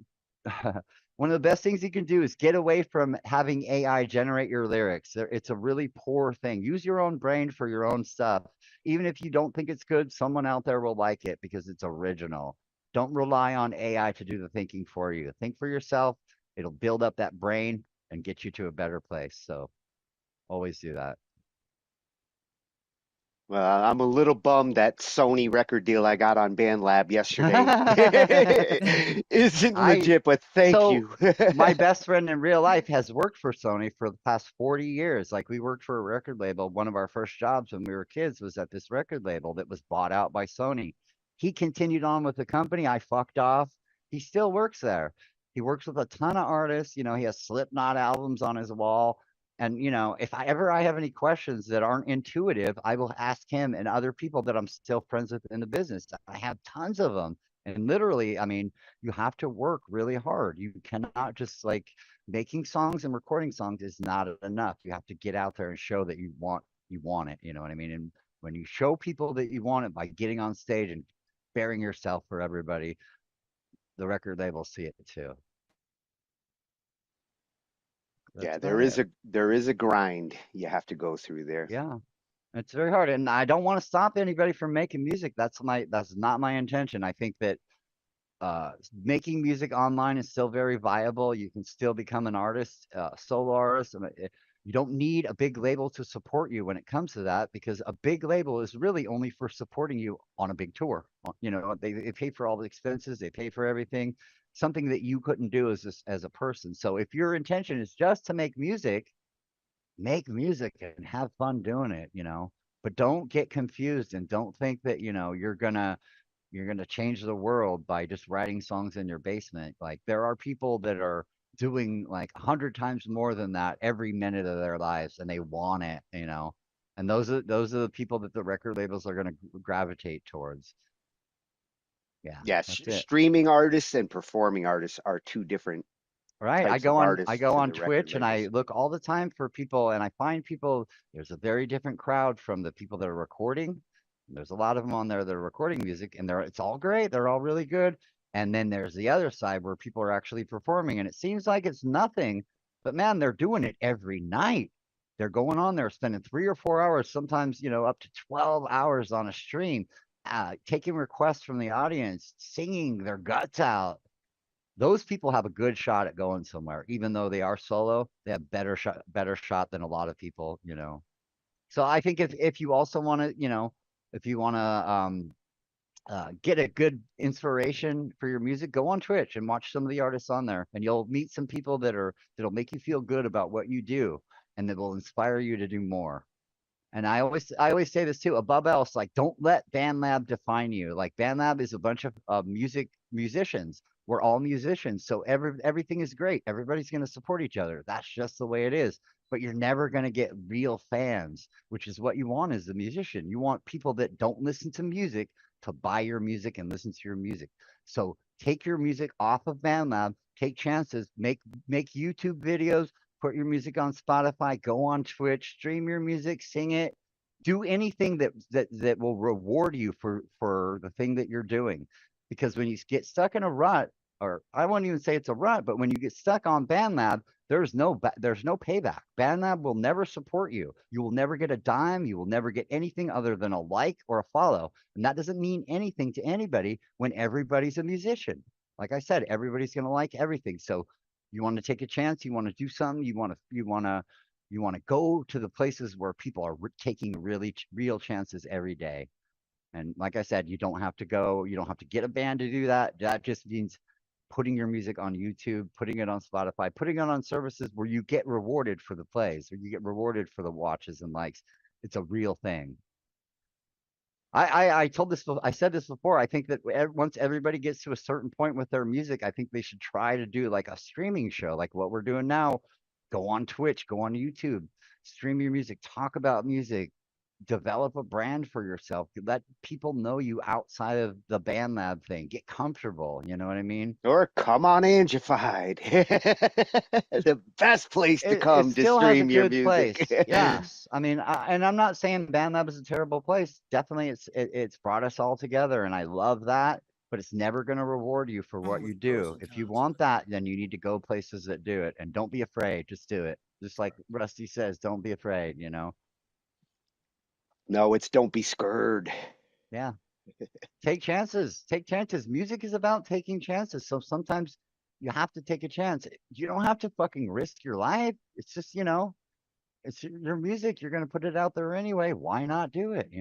Better late than never, And take your reputation serious. Take your presence Right. serious, your brand. Be mindful of your brand. Be mindful of what you want people to think you are. I always tell people, like, when it comes to like putting your music on places like YouTube and Spotify, you really want to develop yourself as an individual. And so a lot of times you might want to think about using your real name, because people start to identify with the artist that you are, and they lose track of who you are as a person. So sometimes it can mean a lot to use your real name and come across like a real person. Think of that. Think of it. Well, I thank you so much, Jason, for You're coming welcome. in and consulting and I'll talk answering all our fucking night. questions. Yeah, you're I'll like write the a book Tony someday. Robbins Lou, of do you have a music consulting. question? I do want everybody to do good. I love I everybody can't in hear here. you. Who's talking? Check 1 2. Lou, Lou. he said, can I ask something, or can I Sure. talk? Yes. So that's I was. Can you hear me? How am I sound? Yeah. Yes, Lou. Yeah. I'm just curious. I would love to respond a little bit. I believe everything you say is spot on. I mean, different avenues and different areas besides BandLab to progress your career and all that. I'm gonna back You gotta up. take chances. I'm gonna Yeah. back up about 20 seconds. So, defending the fact that plays and views aren't important to me. If I had 30 plays, I'm very backed up and not confident. When I get 1,600 plays, I'm very confident. When I Some get people 44,000 plays, I'm extremely confident. So for me personally, to respond to the fact you said plays don't matter, there's and nothing wrong with views don't that. matter, but for me, the confidence of people saying, "Wow, I actually looked at him for even 2-3 seconds," psychologically makes me feel like I can pursue. But you need to feel that confidence regardless of that Yeah. kind of There's reassurance. nothing wrong with that. But the ultimate if you goal of our need music that, isn't to boost our confidence. I It's knew to this was become going to sound better like big bullshit, musicians. but what I'm saying is, says who? Says the industry that we're a part of. If you What want to be industry? relevant, then you need to Being get a out human there. being? your confidence You shows can in your like it. your And like I material. said, if you're on a platform with all musicians, you're going to get nothing but likes, and you'll never get paid for it, and you'll never get anywhere. Not looking to get paid for it. Well, I mean, the ultimate goal as a musician is to get your music out there and get paid for it. Some musicians. Well, then you're never going to get your music listened to if people don't buy it, is what I'm saying. If one person listens to my song, weird as I say, I did a good job. I'm just Then I would say you're not doing it for the reasons that most people do it for, which is to actually get their music out there and become an artist, become an This original is my artist. sanctuary. When I talk to you guys, Yeah. Jason, Yeah. Tony, and this right here, it pays me $1 million a night. Yeah, everybody that makes music for even their when own I thing. get yelled at, Ange yells at me. Tony, as a I would say there's nothing wrong with that. If people make music for their own reasons, but if you want to become a professional musician, then you really have to play the game, and that At means 53 doing the years thing. old, I've been a pro in a lot of things in my life. It's not going to be a musician. And I have to ask Well, then this you, advice Lou. is not for you. Lou, I do have to ask you. You were in the winter season of the WAG, correct? Correct. Yes. I know that you haven't, watched this season coming in, but we are just finishing up round 2, going into round 3. Sounds what awesome. did you find the most challenging in the winter season with your collaborations? I felt pretty easy because my collaboration was such a talented artist. He should be somewhere. It's all where you live, where you're from, and how much money you got. I already understand that a long time ago. Well, no, I'm talking about that feeling that you got, just like that one like, how that collaboration also made you feel like a winner. We already won. Yes. Already won. Yes. And that is the story of the WAG, Let everyone. me also add that if you are content with what, All right, if let me you're content spotlight with you what back you up do as a there. musician, you don't need anybody to verify you. You don't need somebody to pat you on the back. You don't need somebody to like your stuff. You're going to go and get better at what you're doing no matter what. I've been doing music with Tony Dumont since 7th grade, and he always laughed at everything I come up with. And he laughs, but he laughs in a loving way of, Lou, keep fucking doing what you're doing. Don't change what you're doing. It's you, and keep it on. And that's what makes me feel great. Right now, I look at my watch. I'm like, I have another half an hour. I don't want to go in there. That's the real world. This is the realistic bubble that I want to be in. No, music is 24/7. escapism. Music is It's not an escape. escapism I for want to some. be here Well, a 24/7. lot of I sleep artists in the use couch. it I to. wake up here. I want to write Well, some music tomorrow. Music's therapy. And just when you think you figured it out, you find a new genre. And you try something a new way, step out of your box and find another part of you, and be proud of you for even going ahead and attempting to do something different. Yeah. Because that is very, very difficult. Even, change isn't easy for everyone. So to change just a little hair of a thing, You're right. Yeah. So congratulations, And like I everyone. said, guys, this doesn't apply to everybody. This applies to people that really want to push their stuff and they really want to get their music out there and they have aspirations to maybe label interests and stuff like that. If you're happy with your music and you just want to make music, keep doing what you're doing. Don't let what I'm saying bother you, because it should never bother you. There's 2 different games going on there. There's people that are making music for a different reason. They're making it for fun. They're doing it because they love it and because of the feelings they get from it. I would never discount that from anybody. In fact, that's one of the important steps of becoming a professional musician and getting yourself out there. So always consider that. Yeah, if there's 10 levels to a musician, the first 5 are for fun, for love, for passion. The next 5 are like, damn, I want to make a living out of it. Yeah. Or I want to get on stage, or, Yeah. play with my favorite bands, or just There's I want something to about the visit the world. gratification that musicians seek out, that everybody thinks that we all need to become rich and be on stage. I feel like, well, it's like I said, it's a very small part of it. But there are people with very serious intentions with music, and that's basically what I'm saying. If you take your music seriously like that, then that's the way that you should go. Never use music as a last resort. That's what I feel. Not if you're looking to eat and get a roof over your head. Especially at our age, it's already, like you said, it's already kind of too late. It's never too late when it comes to that, but it's kind of unrealistic to think that someone was going to become an Olympic level musician, and when they're 50 years old or whatever. Correct. Yeah. It's not impossible, but there's already people that are young and that are doing it. And it's like, goddamn, I got to compete with them. About a year from now, I'll tell you guys all about it. So yeah. I'd love to hear it, man. Oh, you Thanks know I'll be again there. thanks again for watching and tuning in for round 2 results and round 3 wheel spins. Jason for coming in, answering any questions. Love you. You guys all know where to find him if you have any questions or anything. Yes, Jason's usually available in the evenings. And I hope you guys have the best luck in your wheel or not so wheel outside of your house. wheel. Oh, It's What's a Genre Showdown. This round is gonna be fire. Summer Series. I plead the 5th. Good night, everyone. Good night. Good night.